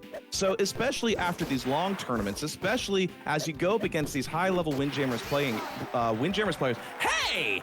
Dance Karnov gets first blood, 3 points into the corner. As you continue to play, it wears down on your patience and it wears down on your reflexes, and whoever has the best defense wins. That's just what it comes down to. Dance Karnov able to grab a couple points off of Pyrotech right at the beginning of this set, but we'll see if Pyrotech can bring it back, if not completely win by score. It's been going pretty well back and forth. I am surprised the Pyrotech dropped both of those. They were perfectly in his grab range, and that was just a bad net trash. Ooh. Santa moved, Pyrotech had enough space that he could have gone either way, and it was just tough. Because it's clear that, Santa didn't really think about that. And that's, sometimes it's just the smarter player is going to have it, and in that one moment, it was very much Pyrotech. Yeah, Santa had cheated north and Pyrotech threw it south. Sometimes it is the 50-50 coin toss, but if you've got quick reactions, you can read your opponent and just simply throw away. They are not. What was that? Something. That kind of shaved Klaus Vessel's shins. There's leg hair just kind of on the court, because I thought Santa had that. But Pyrotech was able to grab 3 points. Now 15 seconds left to go at the tie, broken by Pyrotech. 10 seconds left to go. Pyrotech with that 3-point lead. Santo trying to get the last. He's trying to get anything. But nothing. Even the lob won't save him, because Pyrotech wins by 1 and gets one step closer to grand finals. So far, it's been Santa's just trying everything. He's gone up, he's gone back, he's just kept his cool, but I mean, it's Pyrotech. There's a reason that he's number 1. It's because he is ready to face anything. And he's doing a really good job of moving around the court back and forth. He's trying to find different positions for setups for things and see what he will or will not catch. But whether or not it's going to work out for him, so far, not so much. But there's always another chance, especially even if he loses, he might be able to get the into bronze anyway. Oh, well, this is definitely for everything. Pyrotech. It's interesting because we keep expecting Pyrotech to be this immobile wall, and then we'll watch Santa score. And I haven't quite figured out if there's a particular pattern to when Santa's able to get those scores off versus when. Oh no, the misplays. That was really bad. I get why he did that and moved down expecting the quick immediate rethrow, but Pyrotech was completely that was a textbook answer. Just stand there, catch the disc again, see if your opponent does something, and punish them if they do. Pyrotech, especially in the lead, he had no reason to be aggressive up at the net with that, so why bother? And 15 seconds remaining, again, Pyrotech is just doing responsive stuff, moving upward when Santa does to catch him and stuff his options. Nothing Santa's doing is really putting much of a threat on it, and that's fine. It's fine for Pyrotech, because 2, 1, not enough time. Well, and thankfully, this is not a first to 2. Santa's not out of it yet. However, he is in losers. He would have to reset the bracket in order to take Pyrotech to Deadass Grand Finals. But Dance Karnov, he picked Lon. Didn't work. Is he going to pick Lon again? He is. I think this is a really interesting choice. I know he was able to put more points up on the board, but I would have maybe tried for some more variety, maybe even went to Stadium just for a clear head, for a different perspective, because at least it looks different. Sometimes it makes you feel better. Well, and Lon has the consistent 5-point zone, and Stadium's, first blood going to Pyrotech. Stadium's 5-point zone continually changes. I am fascinated by high-level Windjammers' lack of the Stadium pick, simply because, the comeback mechanic, for those of you who are unfamiliar, the court will change the 5-point zone depending on how often your opponent scores, allowing you to get a bigger 5-point zone if you keep getting scored on. And the high-level Windjammers players don't pick it. And I fail to see why, just because if you are relying on the comeback mechanic, then that means you're not necessarily as high a level of Windjammers a player as you'd like to think. You need your defense to kind of go up. But, you know, there really isn't a difference between stadium and lawn other than color palette. Yeah? I think you're kind of also forgetting the fact that push down once, go lawn. Stadium might be push up once, go stadium, but it doesn't look that way. Like so you're saying literally people pick lawn because it's easier to pick? Yeah, it's right there. You know what's right there? The parking lot. Anyway, we have 10 seconds left on the clock. Pyrotech with 6 points, Santa with 0. It's looking like Pyrotech is going to have this first set. He may do the thing where he allows Santa to score 3 points. No! Pyrotech's going to get that supersonic. 0-9. This man just keeps collecting copies of First Blood, and I don't know what he's going to do with all of them. What even was First Blood? I know you're mentioning your game history knowledge, but No. We're not going into there. Oh Nope. well, you know what? Who got a copy of First Blood? Dan Garnov got a copy of First Blood. So once again, he's not going down without a fight. And Pyrotech, you know, he's a robot. He's giant to the jam. He's definitely, you know, playing his best, but he's letting some points slip through. And if the dice roll right and the stars align, Dan Karnov could take a game off, take another game off, maybe get a bracket reset, maybe get a tournament again. That would be nice. fun. It's not like Santa hasn't beaten Pyrotech in the past, but it's still more the exception than the rule. Unfortunately, it's the Steam achievement from hell. Oh yeah, for sure. It's not like he's gonna accomplish it without having to fight for it every single time. And hey, 3 points on the board, 30 seconds remaining. If there's ever a time to do it, man, this is the way to go. Just stay the course. Just play the defense. The thing that stinks is that against playing like Pyrotech especially, it's like you can't he won't play hyper aggressive in response, where people will make mistakes. His aggression is very calculated, and he's going to retreat and wait for the perfect moment to strike, and that's going to give him his last second. That was it, and that's exactly what happened. Pyrotech tied up the score with a quick 3 points of his own as the clock runs down to 2-1-0. Ladies and gentlemen, I do believe that is our tournament with Pyrotech finals, as your champ. That's our winners finals? Winners finals. That was winners finals. No, I'm bad at this. This is why we have a second commentator, because Jeff is tired. Jeff would have completely dismissed losers bracket. All right. I'm back live on air. How's it going, friends? The two commentators. Howdy. It's going good, guys? Another day in paradise. Awesome. So I wanted to hop in and say thanks, everybody. We just finished the winner's side of Parking Lots right there, number 1. And I'm not sure how much time we want to dedicate to loser's side. So I'm mainly here as commentators. Do you guys want to go do losers quarter? So it'd be top 6. We'd have 1, 2, 3, 4 matches and then grands. Or do you want to do just semis and finals? What do you guys want to do?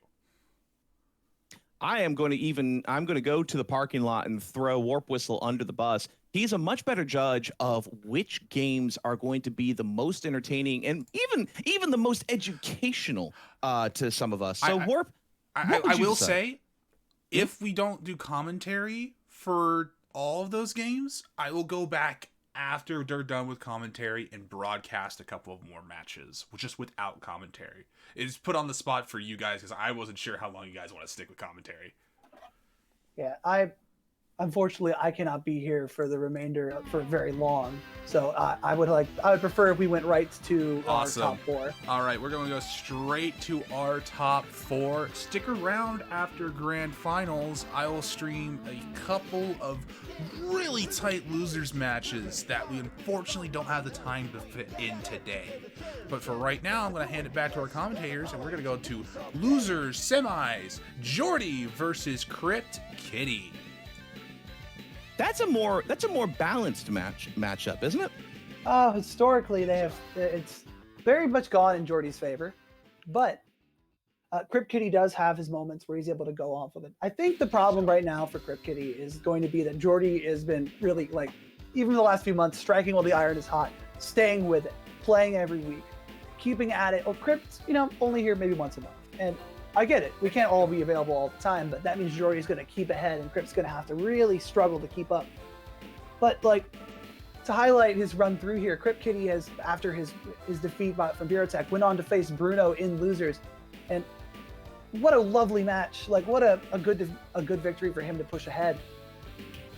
Jordy also in a great position now after beating Fireball to come here in loser 6. I think this is going to be quite the matchup. But to say who has the edge, I think the only thing I can say to really put anything outside of my own head is there's a reason Jordy has the A, and that's because Jordy's here more. Well, and the A is the Fightcade ranking system, where if you are one of those folks who loves to enjoy internet points, you can definitely get them on Fightcade too. Meanwhile, we have ourselves a Jordy Costa mirror matchup. Jordy being Jordy's main character for Jordy to play, and Jordy also being Crypt Kitty's main character. We're going to see a lot of wide Costa curves, and we're going to see First Blood going to Jordy a quick 5 points. Crypt has been trying out a Biashi just to try to get into some sort of new perspective, and it's just every time he plays him, he always comes back. Costa seems to be his favorite, and I understand completely. And but it's fun to compare these two players as they play the same characters, but they play them in very different lines of play. Jordy is very in the back a lot of times. You can see him not really challenging the offense through a lot of the game, but you can see Crypt moves in and out and weaves in or out. One of the things you can notice a lot from playing Crypt is he plays this sort of, there's always this bubble, and he very much is respecting it. You can see him move back as his opponent is forced forward, and as his opponent is forced back, he moves in about the same space. That space never really shifts out, and it gives Crypt enough time to react to things at most points. But unfortunately, that's still not really giving him the edge here. And with only 5 seconds remaining, this is 13. Oh, well, yeah, no, first set goes entirely to Jordy. 5, 5, and 3. That's all you need in order to win at the Windjammers. Put the win in Windjammers. That's what the sentence is. Yeah, the game was certainly over. And going past him didn't matter. It's time to always saddle up and try again for the next one. And Jordy getting the points pretty quickly though, so Crypt isn't making bad plays, but Jordy is doing a very good job of weaving around him while he's still resetting position. I think Crypt might need to I know it's kind of a dumb thing to say, maybe think about it less. Just let things happen naturally instead of worrying so much about this very meticulous positioning that he's working on. Ultra Instinct Crypt Kitty is what you're telling me. DLC Crypt Kitty. Just chill, man. You just gotta relax. Let the things come naturally to you. Remember to not second-guess yourself. Oh, that is the nasty shutout. 16 points being the most you can get in this game. And Jordy did it without Crypt Kitty scoring once. Once again, Crypt doesn't change. Do we have any players in the Windjammers community that if they lose the first match have a secondary character to change to? Some of our middle players have good secondaries, but it seems like a lot of characters like the one trick, and that I can understand completely because, well, if you feel the most comfortable with something, you might as well stick with it. It's hard to really push on with another option and go ahead. Yeah, Fireball might play Gary at the start because of the force beach position. Southpaw Rock will sometimes play Miller instead. I don't know if that Southpaw Rock thing's really the same though. It's more of he'll choose one or the other.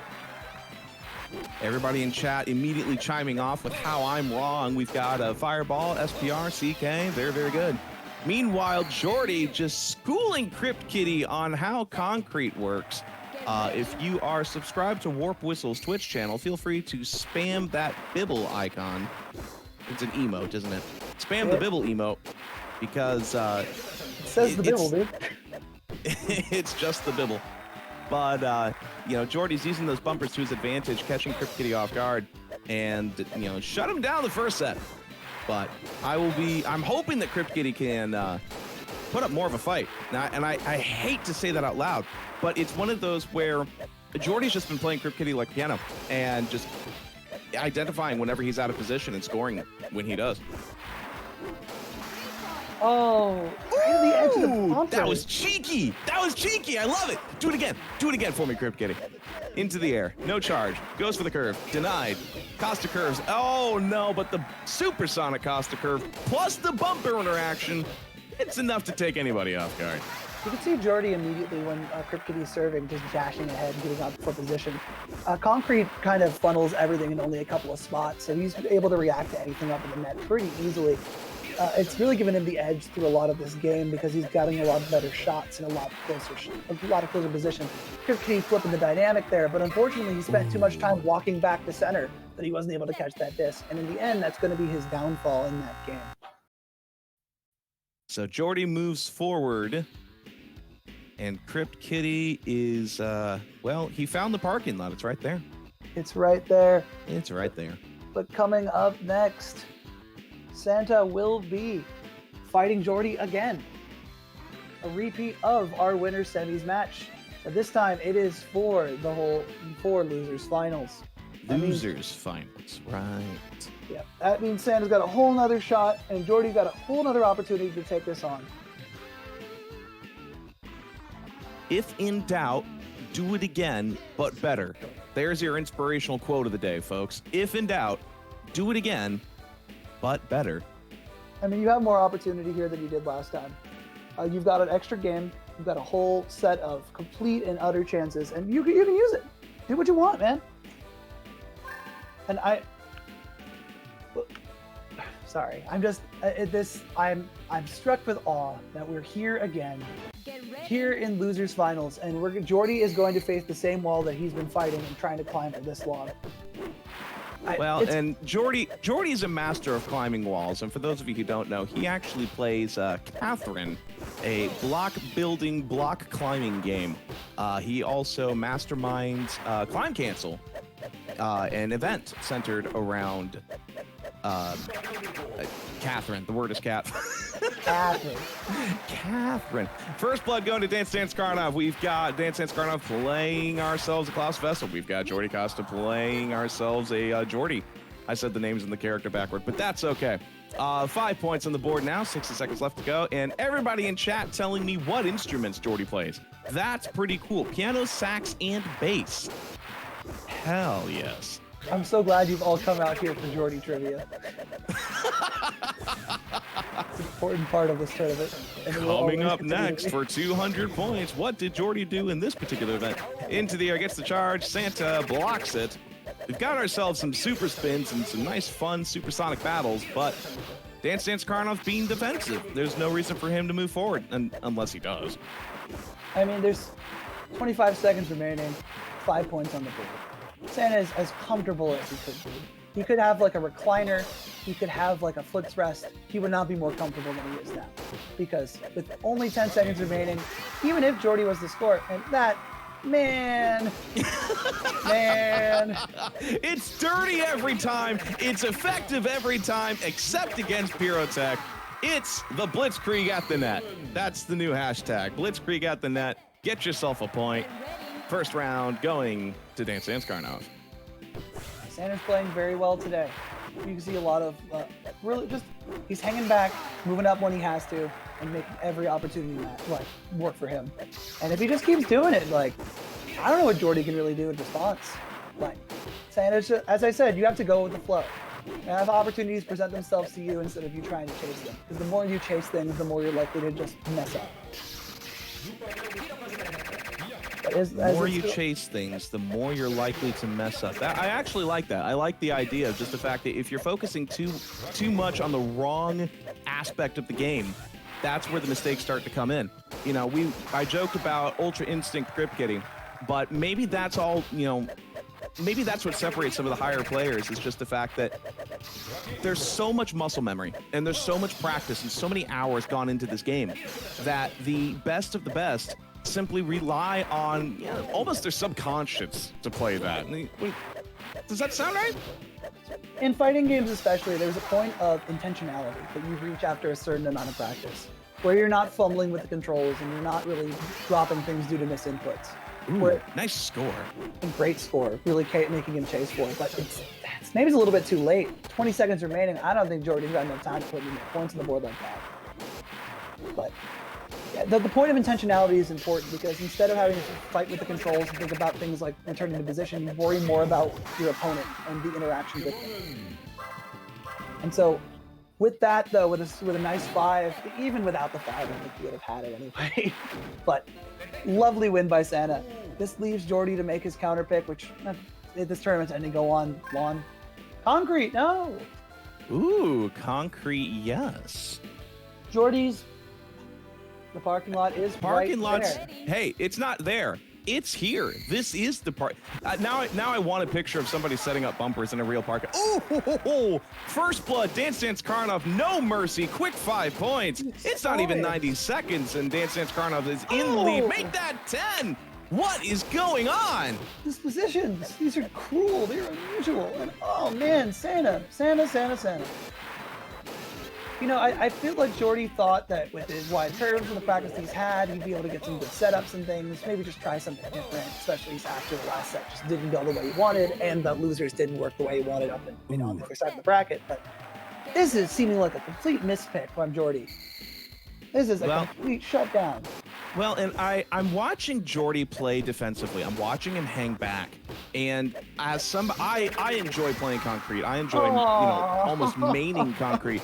The way you play concrete, you have to play to the net a little bit because the disc can only go. And as I say that, Jordy's listening. Perfect, good.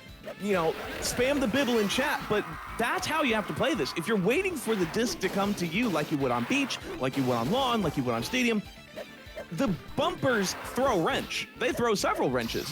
But if you're playing close to the net, there's only a few places the disc can go. And just like Warp was saying, cut the court into a couple places, change your defensive style. Oh, he almost did it again. Santa, what are these setups? Where did you get them from? It hurts. You can see that Jordy's going for when his opponent's serving the up at the net like the Steve, but it's not happening. He's then immediately retreating back even when he doesn't have to. He's not taking advantage of any of the positioning that he's getting. I think after that first game, he's just kind of he's shook. He's shook to the core. And unfortunately, that kind of hesitation is really going to get under you. Especially when Santa's been throwing some of the nastiest bumper stuff I have seen in a long time. You mean like that one? Oh, my dude, this is a Christian stream. Oh. Can't be doing that. Well, now we see Jordy proving me wrong. He's going to go for a secondary character pick. He's pulling out the pocket Steve Miller. But on beach. You can only change a few things. Either you change the character or you change the stage. Can't change both.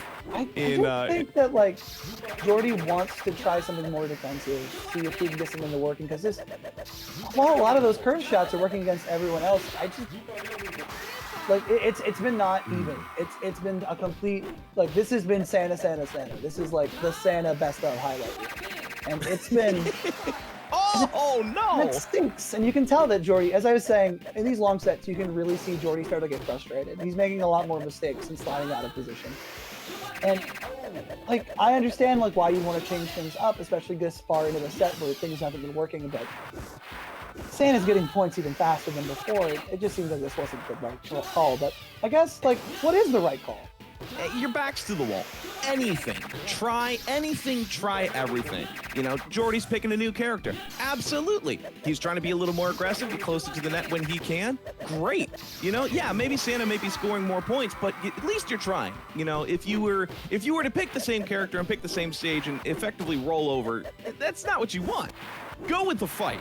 Go with some new techniques. He's trying to coast to coast, Costa curve, except with Miller. And it's still making Dance Dance Karnov dance, even though he's able to catch everything. If you look at how Miller's curves develop, they develop a lot sharper and a lot faster than Costa. So if he's able to get up to the front of the net like he's doing here, it's been beneficial, right? It's been doing this thing where it's allowing him to get that same kind of pressure that he'd be able to get on a wider course, but on a smaller, more compact stage. This kind of dynamic has worked really well for Bruno and worked really well for when Pyrotech uses the character. But unfortunately, it's just not really working for especially with a mixed slide input. It's the missed input that's going to allow Dance Dance Karnov to grab the lead here. It doesn't help to be moving into a smaller character this far into a set after you've been playing, the same character the whole time, because you're used to using slides to cover ground, and their slides in the lightweights just aren't going to cover it. You need to walk part of the way to get there because the walking speed is good, but the sliding doesn't go good with the distance. Super spin being denied. Jordy is getting the positioning down pretty accurately. He's got the defense in hand. One of the things I will say, you bring up the super lob gets him. Warp, you bring up a very good point when you change characters. We will talk all day about, every character's various curves and various custom supers and how they affect the game. But what we don't talk about is the defensive options that each character has. The movement is different. The sliding is different. And when you're talking about a game that's not about repositioning constantly, those factors become much more important than, you can have the best curves in the world, but if you just let everybody score on you, then you're going to lose. This is a defense-based game. So, great point on just Oh, man. That was amazing! The pressure is so good, but Santa just didn't let anything past him. Found an opportunity and just forced Jordy back. Good on Jordy for remembering how to position back, and if he was going to play like that through the whole set, I think he might have been able to make something happen that was different. But as it stands, that was that. And that, well played by both of our competitors. And Jordy, I hope that you can take what you learned out of that last set and use it in your future. But we're going to be moving now on to our grand finals. I don't really have any trumpet horn sound effects. The only thing I really have is more just kind of, Windjammers music. I think we got music playing at the same time, man. I don't know. There's no real trumpet fanfare that I got. Anyway, the point being, this is for all of the marbles. It's going to be Pyrotech. It's going to be Santa with muscles. And, this is the same wall. We've been playing the we've been playing the same games. And, even if Pyrotech were to pick a different character, he's not. He's going to be staying with Biaggi. Even if Santa were to pick a different character, he's not. And if we were to pick a different starting stage, we're not. Oh, that's not their fault, really. No. Parking lot's right there, but we got to go beach first. Yep. Get ready. But it's tradition, my friend. This is the one that happens over and over again, but with different results, except they're not. Pyrotech in S tier on Fight K2, Dance Dance Karnov in A tier. But we have ourselves first blood from Pyrotech with that wide Biaggi curve into the upper right-hand corner. Dance Dance Karnov just unable to make it. 3 points on the board, but we've got 75 seconds left to... No. Ooh. Now we've got a tie. Okay, never mind. It's not a Pyrotech shutout. It's not a Santa destruction. It's a back and forth. I don't know what's a wrestling term for a slam jammer. Slobber knocker. Slobber knocker, thank you. Slam jammer sounds cooler to me though. So it's kind of weird. There's been a lot of instances of this where Santa will go 3-0 and get sent down to losers, come back and play a much better game in grands. Maybe he knows that this is what's actually important because he's going to probably fight Pyrotech here anyway. But in order to win now, he's going to have to win 6 instead of just winning 3. But it's not like he hasn't before. Most notably at Friday Night Frisbee a couple of weeks ago, he was able to make it happen. But we'll see if he's able to do it again, especially with Pyrotech not playing at 3 in the morning at his sister's house. Oh, do we have confirmation that's what's going on here? That's what happened Friday night. I don't think it's happening today. Do we know if the internet's better at his sister's house? Maybe. Anyway, he can't use the excuse that he gave his sister the controller. I don't think that's gonna necessarily fly here. Oh no! Oh my gosh! You fool! With 1 second remaining. That hurt. Did he have that? Did he have that except for that last score? It would have been 6-6. It would have been tied. Oh no, the super spin along the bottom, just bouncing around the Klaus Wessel twice.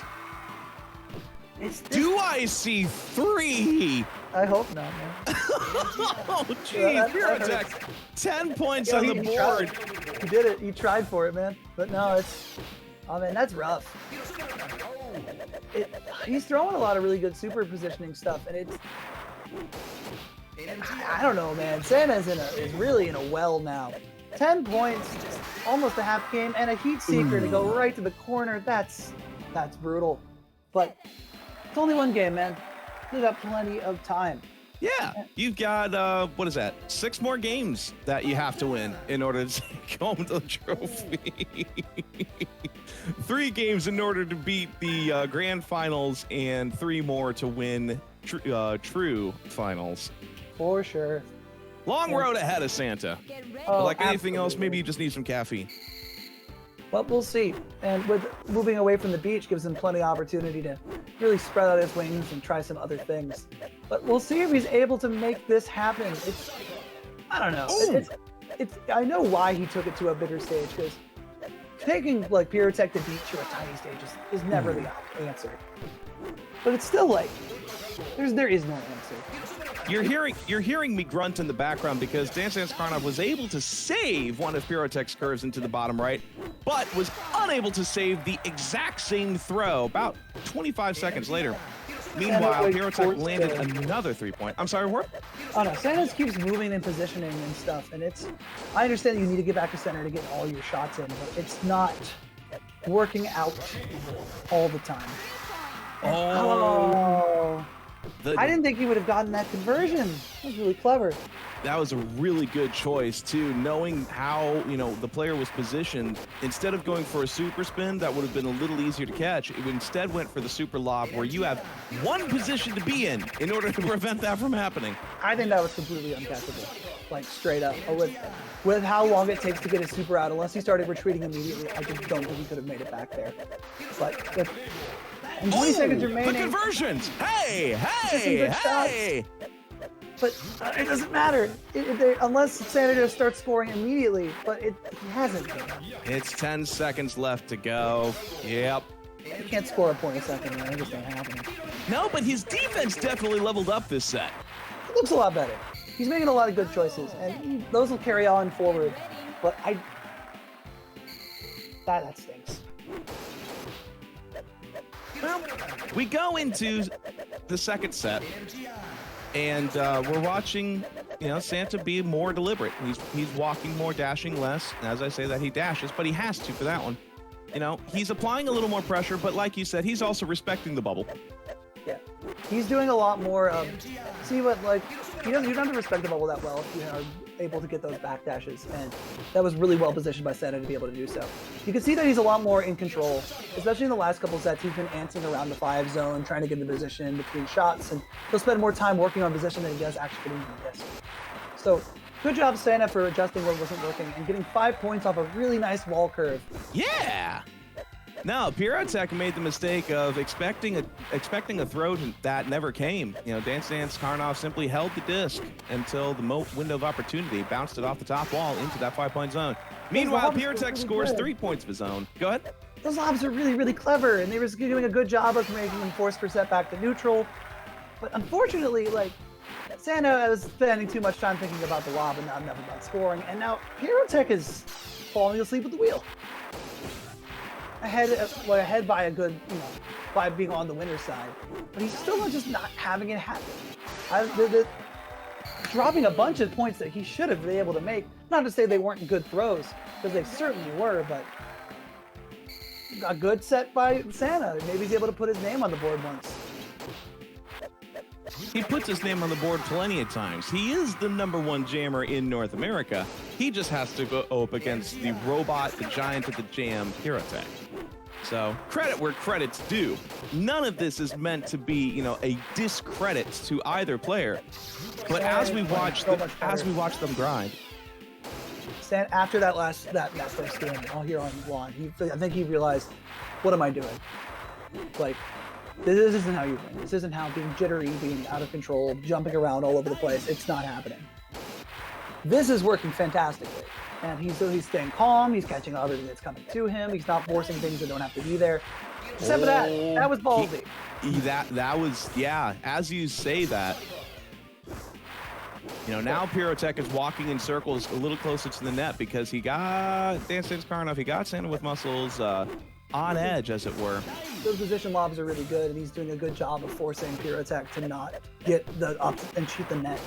That's the thing about lobbing, is that the best part of lobbing is that you can't catch it on a whole arc. You can only catch it where it's dropped. So you can absolutely use it to force your opponent to go to one place. And that looked like a missed input from Pyrotech. So good job, Santa, being able to lay something out like that. Now, I just watched Santa do something very daring. He dashed south, allowing Pyrotech. If Pyrotech threw it straight, Santa may have missed that shot. But instead, Pyrotech threw it south, and Santa was right there ready. 5 seconds left to go. This is going to be Santa's set. That back dash, like right around 10 seconds, that's what takes a good, like, that's the thing. That's what keeps a good player from and a great player apart. It's that you can move up to the front and still know you can catch those things. That looks fantastic. But unfortunately, still a long climb ahead. This gives Pyrotech the stage, and he chooses play. Maybe Pyrotech's been listening to us. Clamber for some... Yeah. Defiant pick. Honestly, like, most people, including Fireball earlier, say this is one of his weaker stages, and I can't help but agree. There are like a lot of, like, as much as he practices his bumper shots, defensively he does miss a good amount of the really weird stuff that just occurs. And it's good. It's a good choice for either player, but I think Pyrotech just wants a statement, being like, I could beat you anywhere. I have a whole nother thing to work on. That last game was a fluke. Well, Pyrotech and Dance Dance Karnov grab 3 points of their own. So funky. That interaction allowing Santa to grab another 3 points. So this is far back. Oh, this is so much fun. Just because now both players are being defensive. You know, nobody's jamming the net. Right in his head. Nobody's jamming the net because now the disc can go anywhere. And it does. Off the top bumper into the bottom score. Doesn't get the charge, doesn't need to. Oh, he was just there. He was right there. This is way more wild than the other games so far. They've both been moving around for crazy stuff and making opportunities happen for themselves, which has been, you know, positive and negative for both sides. And just a frame of hesitation. That's all it takes sometimes. That's all it takes, yeah. And especially over the net play where that frame stretches out to a few more. I'll be fascinated to see kind of post-apocalypse how, the conversion. It's a really bad dash. I don't even know if he could have made that. He was kind of at a weird spot for it. He needed a diagonal to some extent, but corner of the bumper. Corner of the bumper, throwing it directly towards the net is fun, but not fun when used on you. Pyrotech with 6 points. Dance Dance Karnov with 0 so far, but this could go either way. This is Clay. This is everybody's favorite fun map. Santa moving a little bit more forward when he caught that curve shot gave him the opportunity to not get pushed back all the way. He didn't have to respond to it immediately, which has really been helpful to give him more opportunities to catch when he doesn't know exactly when things go. Both players heat seek and really good bumper interaction, but Santa's still hanging in there. He's got this. 40 seconds less to go. And he's not going to let Pyrotech just take it. Never mind. He's going to let Pyrotech take it 14-0. Ladies and gentlemen, I present to you the commentator's curse. It's also grimy. All right, this could be the end. Unfortunately, Santa has to take it, and he's going to, it's like he heard our complaints from earlier, man. He wants to go to Other Lawn. Get ready. Yeah.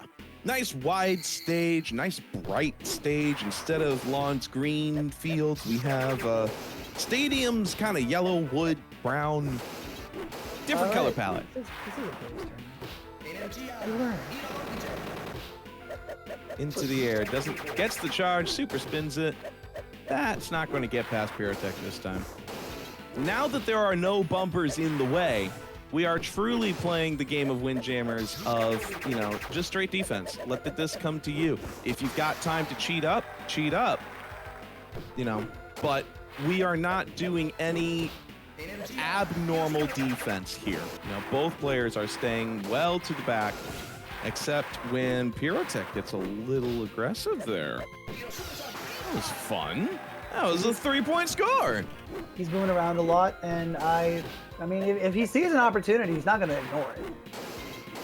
Like, the disc will sometimes just naturally push you forward, and then it's like, congratulations, it's your turn.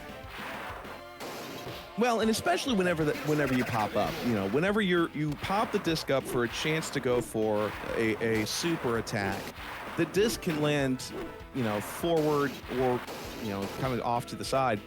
But that's kind of their main reason for cheating up. They're not trying to constantly cheat up like other play styles, such as my own.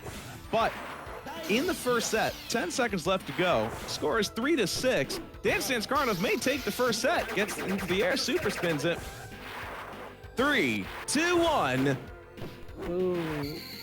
Oh, he had enough time for a last throw too, man. But no. Good job, Santa. All right, so Santa on Stadium. Not only is that fun alliteration, but that is where we get to see some character development in this anime that is the Jam the Win tourney. That kind of died. We're gonna let that idea go. Santa with the wide curve into the air, gets the supercharge denied. As we are back to our usual Windjammers dance. No! The wide curve from Pyrotech gets around Santa, puts him on the board, 3-0. It sucks when you're stuck in a dash and it's just, it's the wrong choice. You're right in between those two shots and it's like, yeah, I don't have another option to be able to catch this. And so you just kind of have to stand there and just kind of sit there and stare at your mistake. But Santa just got pulling himself back up by his boots. He got 50 seconds remaining, only 3 points. He's ahead by a whole set, so he just needs another 3. And also, cannot let any of those really, really cruel curve shots get past him. And the conversions back and forth, they both just want the super they want. And unfortunately, Pyrotech was the one to drop it, but not giving up the points in the process. Yes, the whole point being there is no shame in stopping a super disc from happening. There's the bullseye. The bullseye, ladies and gentlemen. Klaus Vessel is the best character, I promise. All you got to do is just use the Blitzkrieg at the net, and you'll get 5 points even on Stadium. Every single Tim, dude. Oh man, 10 seconds left to go, and Santa with muscles may take this game, except for the fact that I opened my mouth and Pyrotech scores another 3 points. 5 seconds remaining, man. That sucks. Good job. Good job. Oh no. I've made that mistake myself where I thought I already had the disc, so I slammed the direction I wanted to throw it. Ends up looking like a missed dash, and Pyrotech is on the board. First blood. Yeah, you ain't able to catch things if you don't have the disc with you. It's a big shame. Sometimes you have this really cool input, you get your curve just right, but it doesn't matter because you don't have the frisbee. It's gone. It's packed its back. Let's move to another town. Oh, nice curve along the bottom. It's just a little bit of hesitation again. I mean, like, you don't have the time when you're up at the net to react. You just have to do it.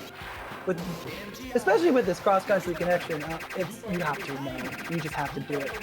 And that it's in person, who knows if Santa would have been able to react in time. He probably would have. But right here, but thus is the online meta. It's what we have right now, and I will say that it's better than what we had last year, which was Fightcade 1. I'm glad that Fightcade was able to improve. But we have ourselves a lot of super spins, got some curves going on. Both players trying to use... I haven't seen any heat seekers, to be honest with you. There's been a few here and there, but that one I'm surprised that wasn't one. But I think it's because Pyrotech wanted to kill more clock. He knows that he doesn't need anything more than to wait another 10 seconds. And I could see him, he was making the decision. It's like, should I let this drop? It's like, no. But it doesn't matter. Pyrotech takes it here. And a brilliant, very close, it was almost a win last set. But Santa loses it 3-1. And that will be the end of our tournament. So once again, congratulations to Pyrotech with another fabulous tournament win. I could be wrong, but I think he's won all 3 this weekend. Yeah, it's a clean sweep this weekend. Oh man, what a good weekend for Pyrotech. Yeah, really showing himself as to- the king of Windjammers. GG's to Pyrotech. Hi, it's the man behind the curtain, EDC Jr. Thank you once again to Warp Whistle and Jet Vader Jr. for holding out on commentary. If you guys want to shill anything, go for it right now. Warp. All right, man. Well, on Wednesday nights at 7 p.m. EST or EDT now, it's daylight. Sorry, It is daylight, Arizona. isn't it? Sorry, Arizona. But yeah, so we do Windjammers Wednesday. Come hang out on the PS4, the Switch, and Fightcade. We play the game. There's no event or anything. It's just go practice, go learn. I also provide coaching through Metafy. If you go to metafy.gg, you can book me for personalized messages for personalized lessons, as well as replay reviews to tell what you need to do to improve. But there's nothing better improving than just playing the game. So please come out on Wednesday. Jeff, do you have anything? You know what? I will say this. Every Wednesday we meet up. Warp Whistle is very, very good at being able to analyze your gameplay and tell you what areas you can improve on. This is a 2-button game. This is easy to pick up, show to your friends, and just play and have fun. At the end of the day, I still play this game. I still have fun with it, even though we're playing for blood, and even though Santa and Pyrotech are way out of my league. I will tell all of you this. We all meet up. We all want to get better at this game that was made in 1993, 94. Windjammers 2 is on its way. So I will tell you all this. Jam that wind, ladies and gentlemen, because the world's going to change as we know it, even past the COVID nonsense going on. But that's what I'm going to shill. Come join the community. We'd love to have you. All are welcome. And you've got my Twitter, you've got Warp Whistle's Twitter. Please, watch EDC Jr. But come practice with us, because the new game coming out looks pretty good. Looks pretty good. I'm super hyped for it, that's for sure. Like, Windjammers 2 looks beautiful. Beautiful, beautiful, beautiful.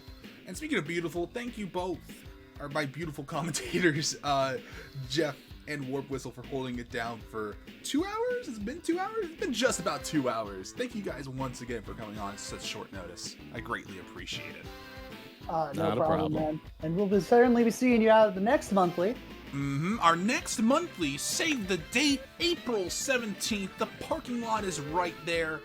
Number 2. We're looking to be a more evening instead of afternoon like it is today.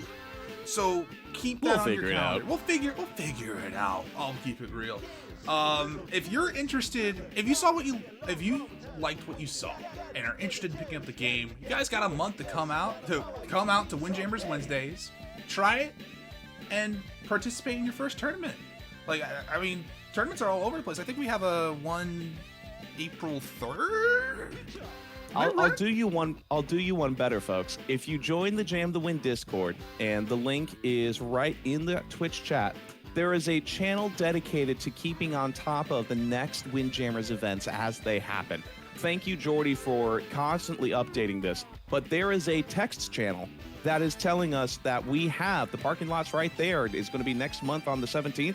We've got Chobunzo Breaker Retro happening April 3rd at 3 p.m. Eastern. You can sign up there on the Smash GG. But as events come up, you'll see it in the Jam the Win Discord. Join now. Alrighty, and I think that's it here. I'm going to go ahead and log out of Discord. Thank you once again, our commentators. Have yourself a great day. Alrighty, everybody. Thank you once again. Stick around. We are going to stream the rest of Top 8 Loser Side. We have 4 matches we did not see. There's going to be no commentary. It's just going to be the VOD. All of these replays will be uploaded to YouTube at some point. Fingers crossed. It'll happen within a week. I'm going to splice up this VOD and upload everything, including the ones without commentary. If you guys want to stick around to watch them live, go for it. If not, I understand. We're just doing this to get the VOD in one consecutive piece. So yeah, I'm gonna mute, and we're gonna start off with some Fireball versus Trash Tier King for losers round 4. This is top 8. Yeah, this is top 8. So let me go ahead and play that replay. Where is that? Yep, there it is. And open there. And I'm gonna mute. Thank you all for watching.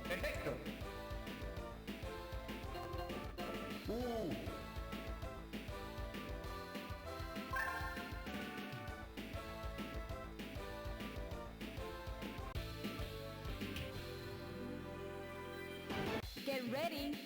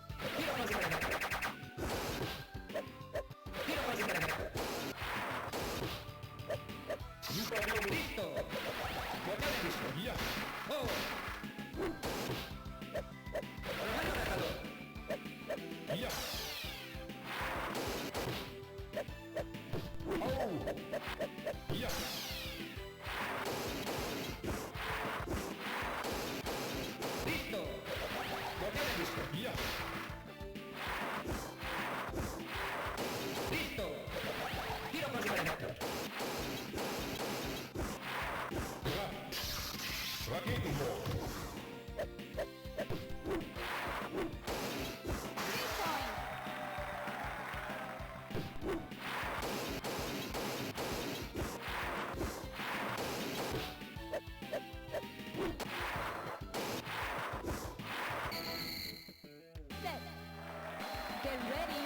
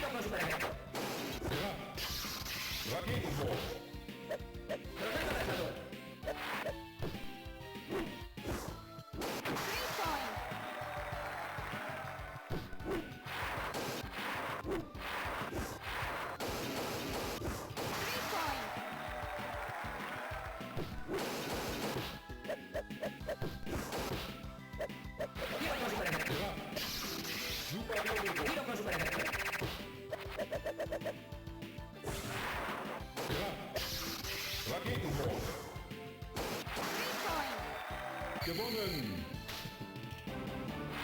Set. Game set.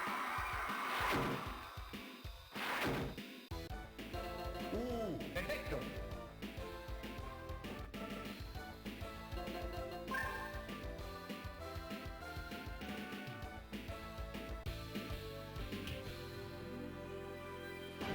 Get ready.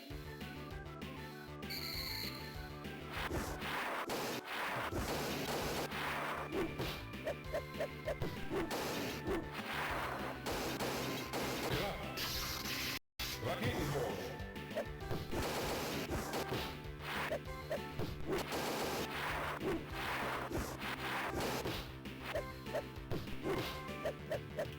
Raketenwurf!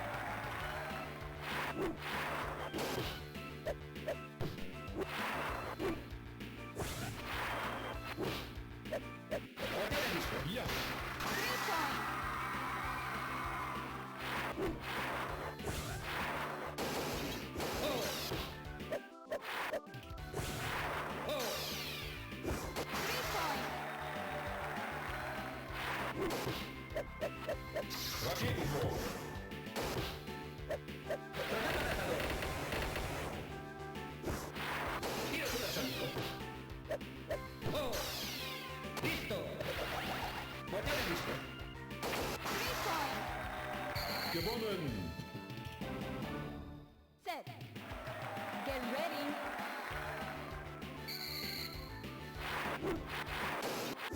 Klar. Raketenwurf.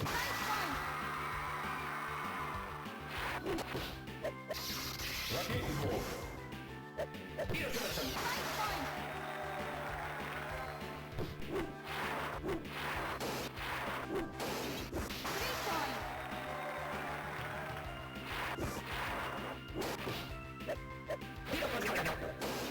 Wiederverletzung.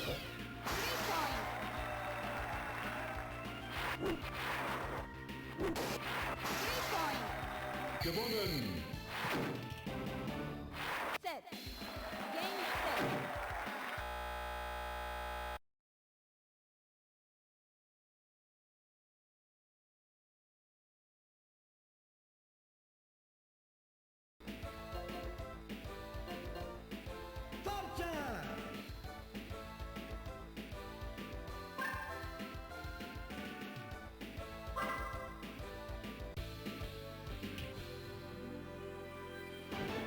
Get ready.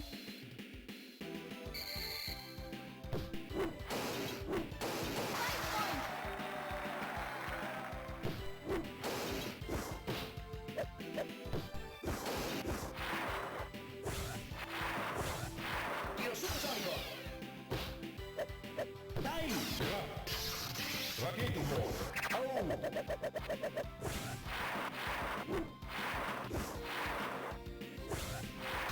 Miss. 2 points.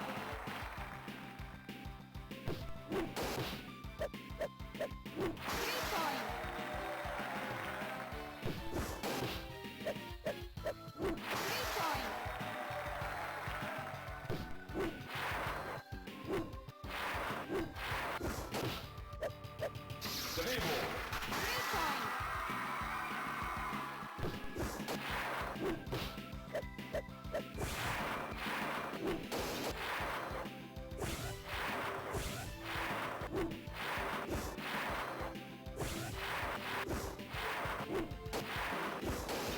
Tiro supersonico. Super Wirbelwurf.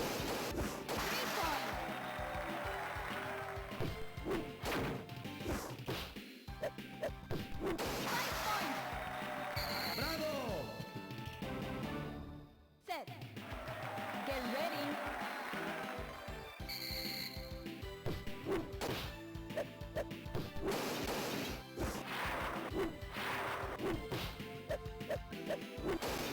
Energia.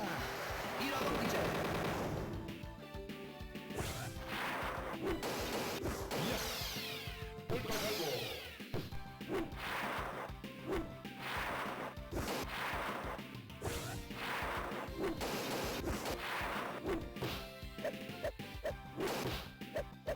Super Wirbelwurf.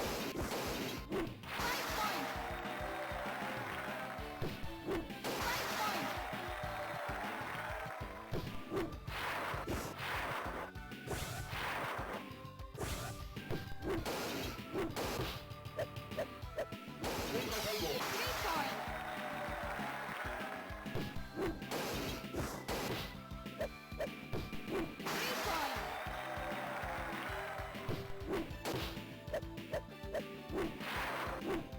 Ultrasalvo. Tiro all'undice.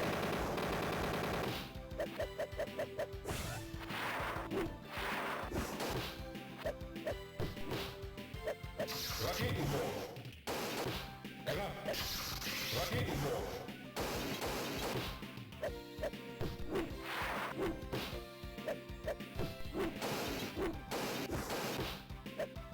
Drehwurf.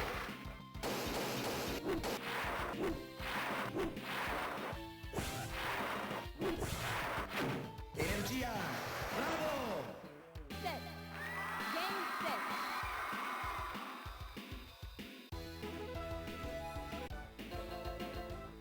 Forza.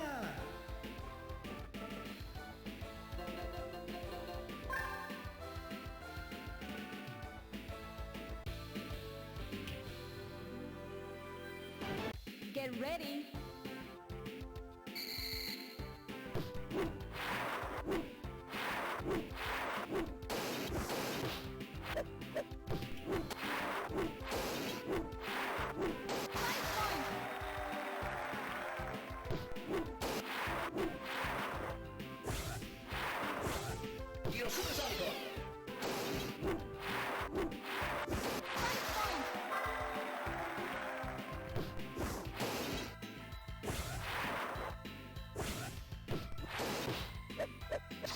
Rotating ball.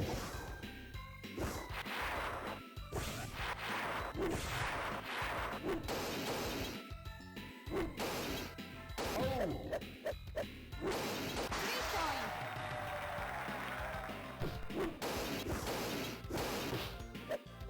Rotating ball. 5 points. Gewonnen! Set. Get ready.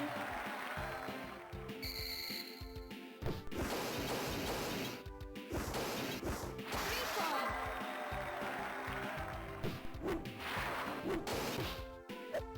Rotating ball. Rotating ball. Delay ball.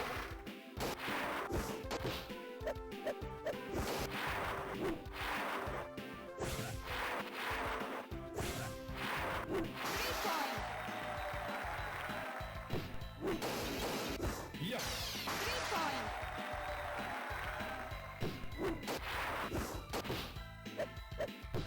Three points.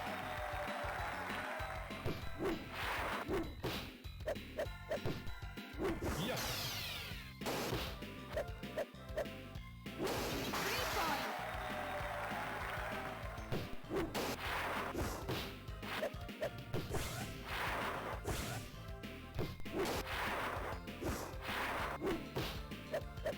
Ultraschall ball. Delay ball. Nice.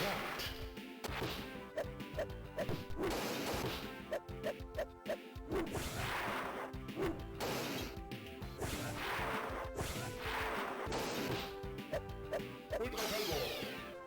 Ja! 3 points.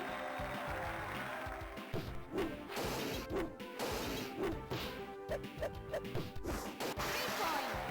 Gewonnen! Set. Game set. Stop time!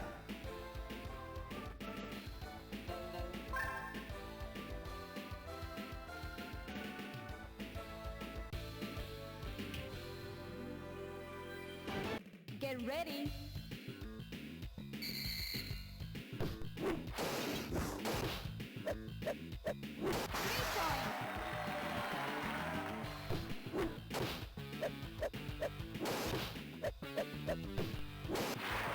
Three points. Ultraschall ball. 3 points.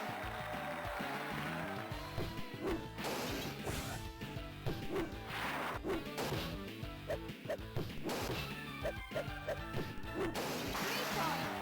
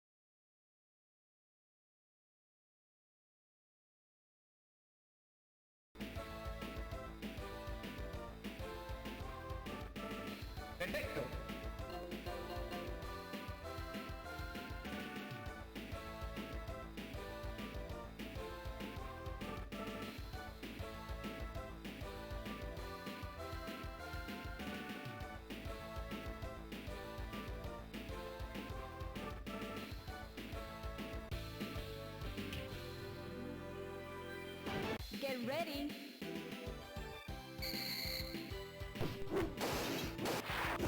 Fight point.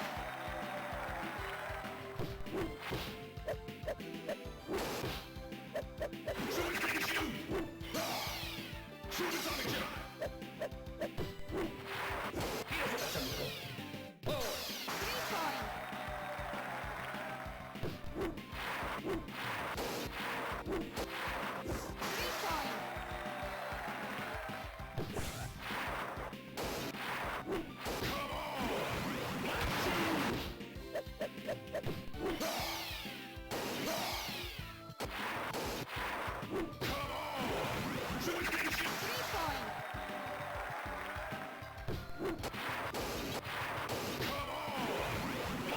point. Three point. Three point. Three point.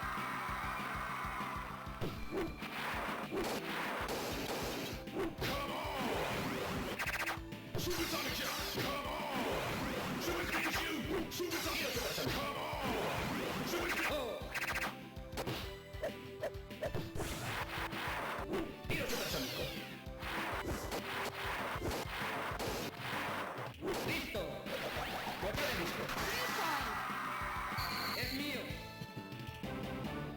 Set. Get ready.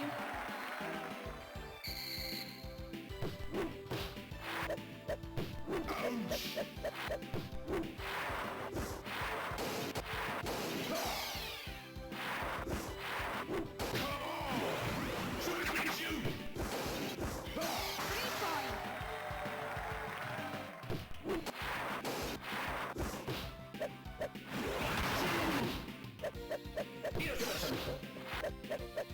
Three point.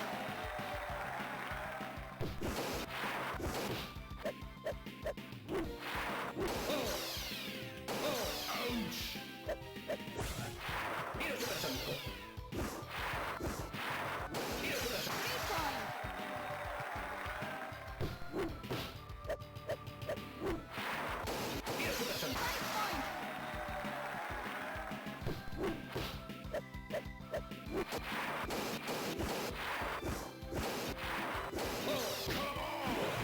Super Pikachu!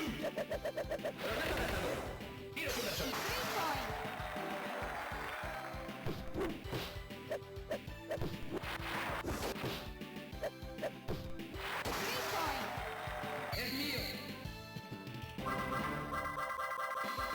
Game set.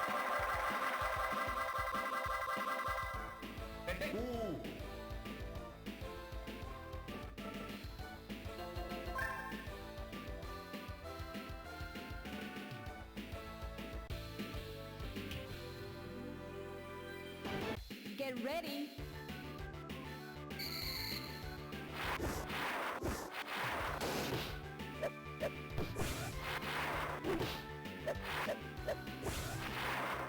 Three point.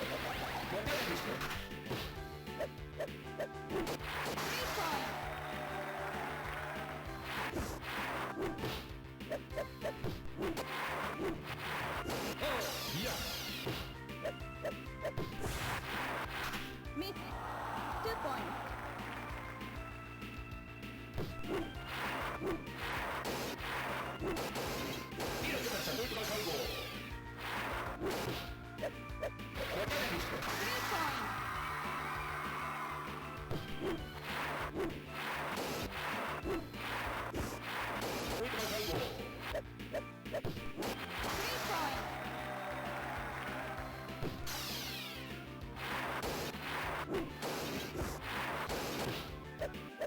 Three point. Three point.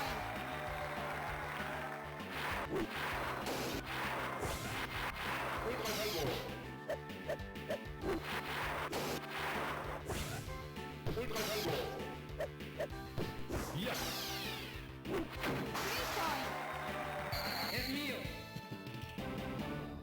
Set.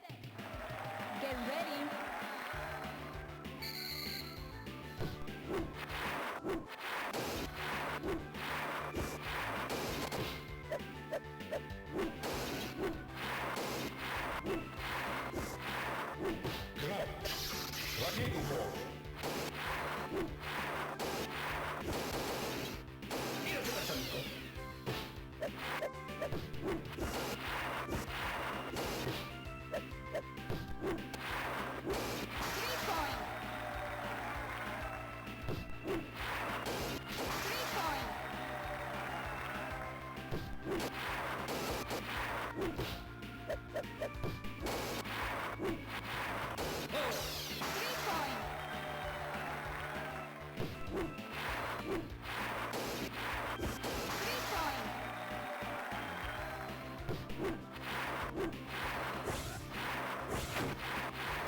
Miss.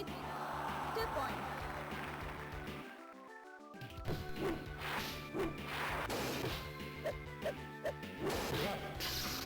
Super Mario. 3 point.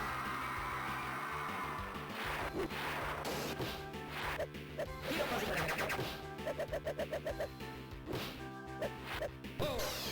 point.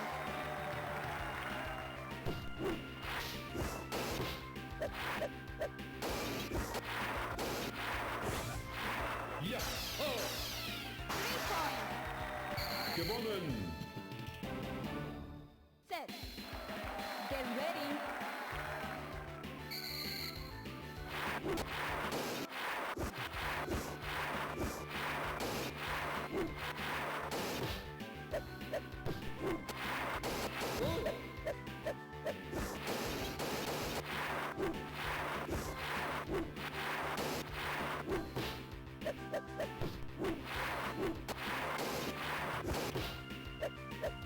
Raketenwurf.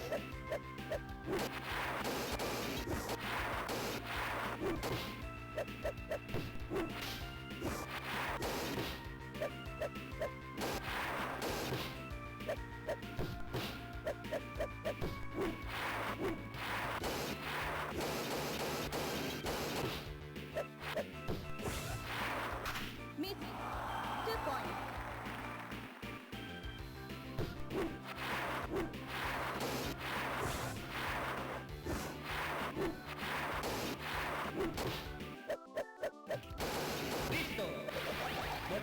Ja.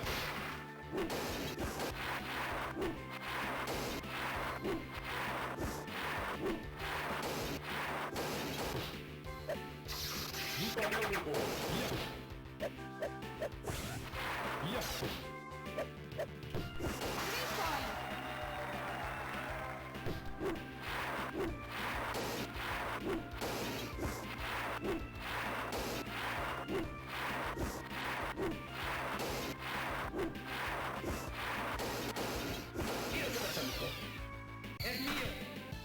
Set. Game set.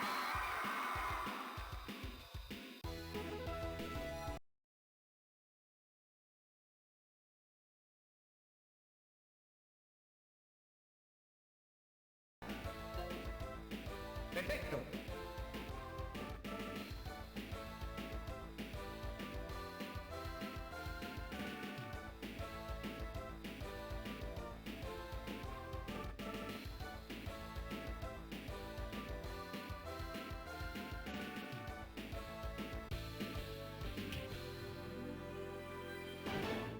Get ready.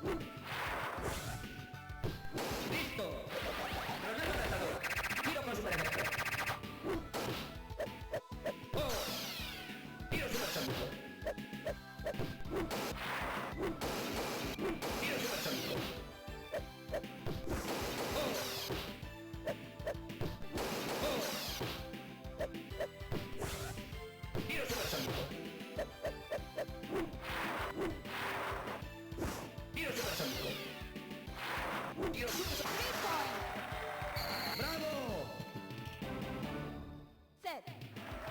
Get ready.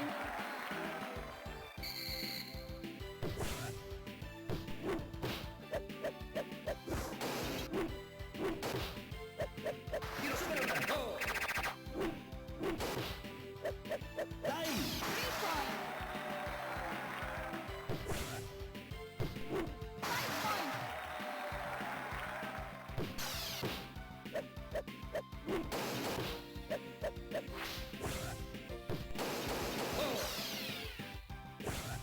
point.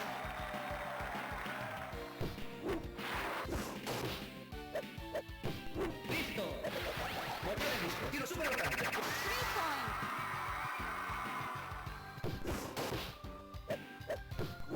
Listo.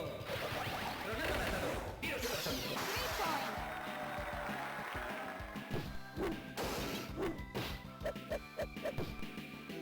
Tiro supersónico. Tiro supersónico. Listo. Tiro con super efecto. 5 point.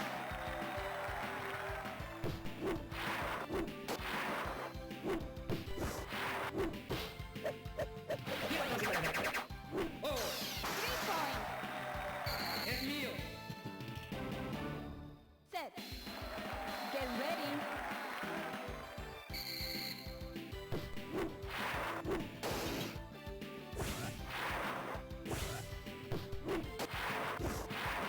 Oh. Listo. Tiro con super efecto. Tiro supersónico. 5 point.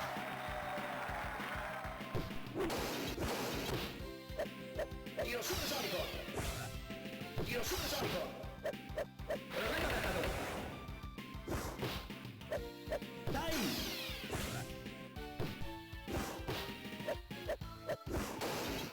Tiro supersónico. Tiro supersónico. Tiro supersónico. Tiro supersónico. Tiro supersónico. Listo.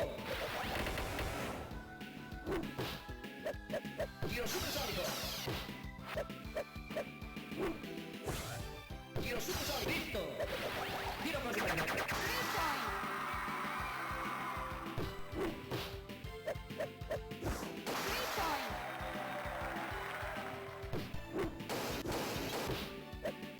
¡Time! Tiro supersónico. 3 point.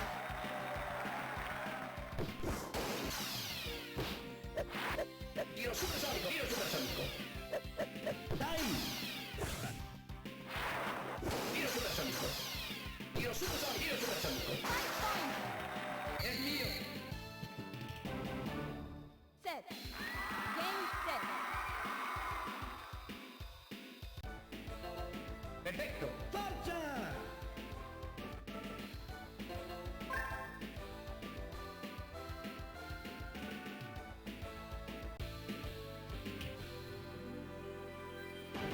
Get ready.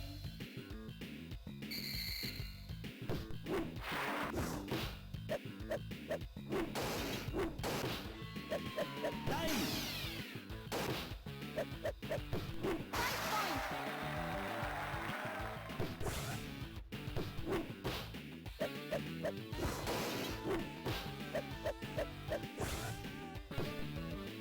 ¡Oh!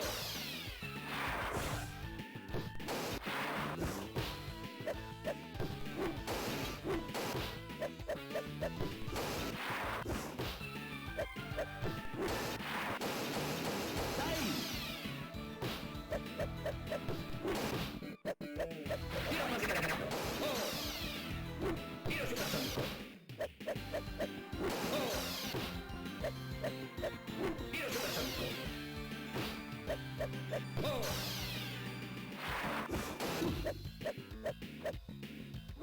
Tiro supersónico. 5 point.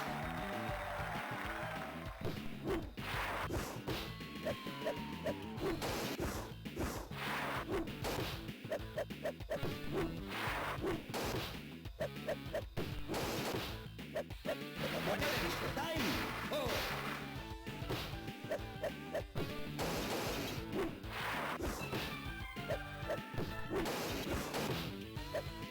Tiro super rotante. ¡Oh! ¡Time! ¡Oh! ¡Time! 5 point. ¡Bravo! Set. Get ready.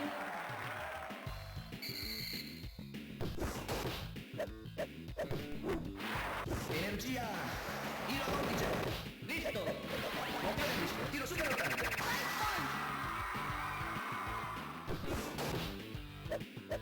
point.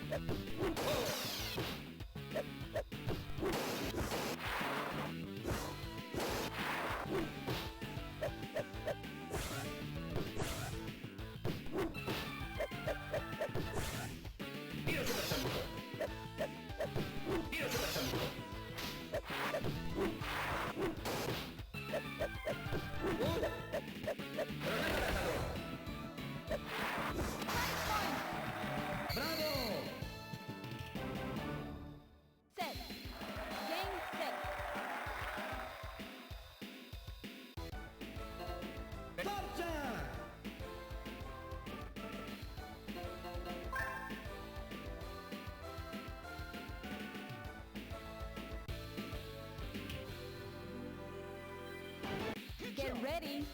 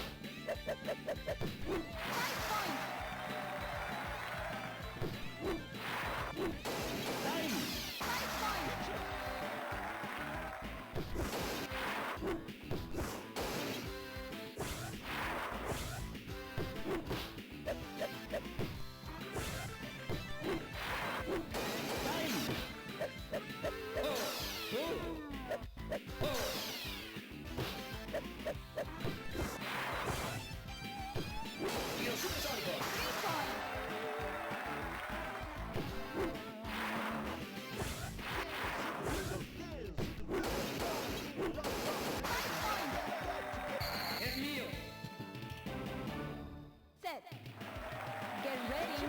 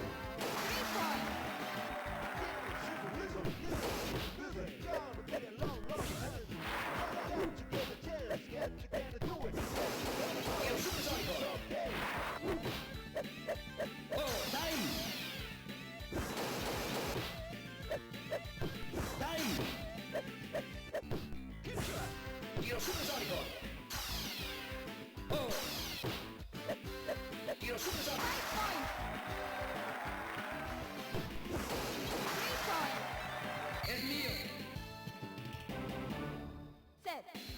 Game set.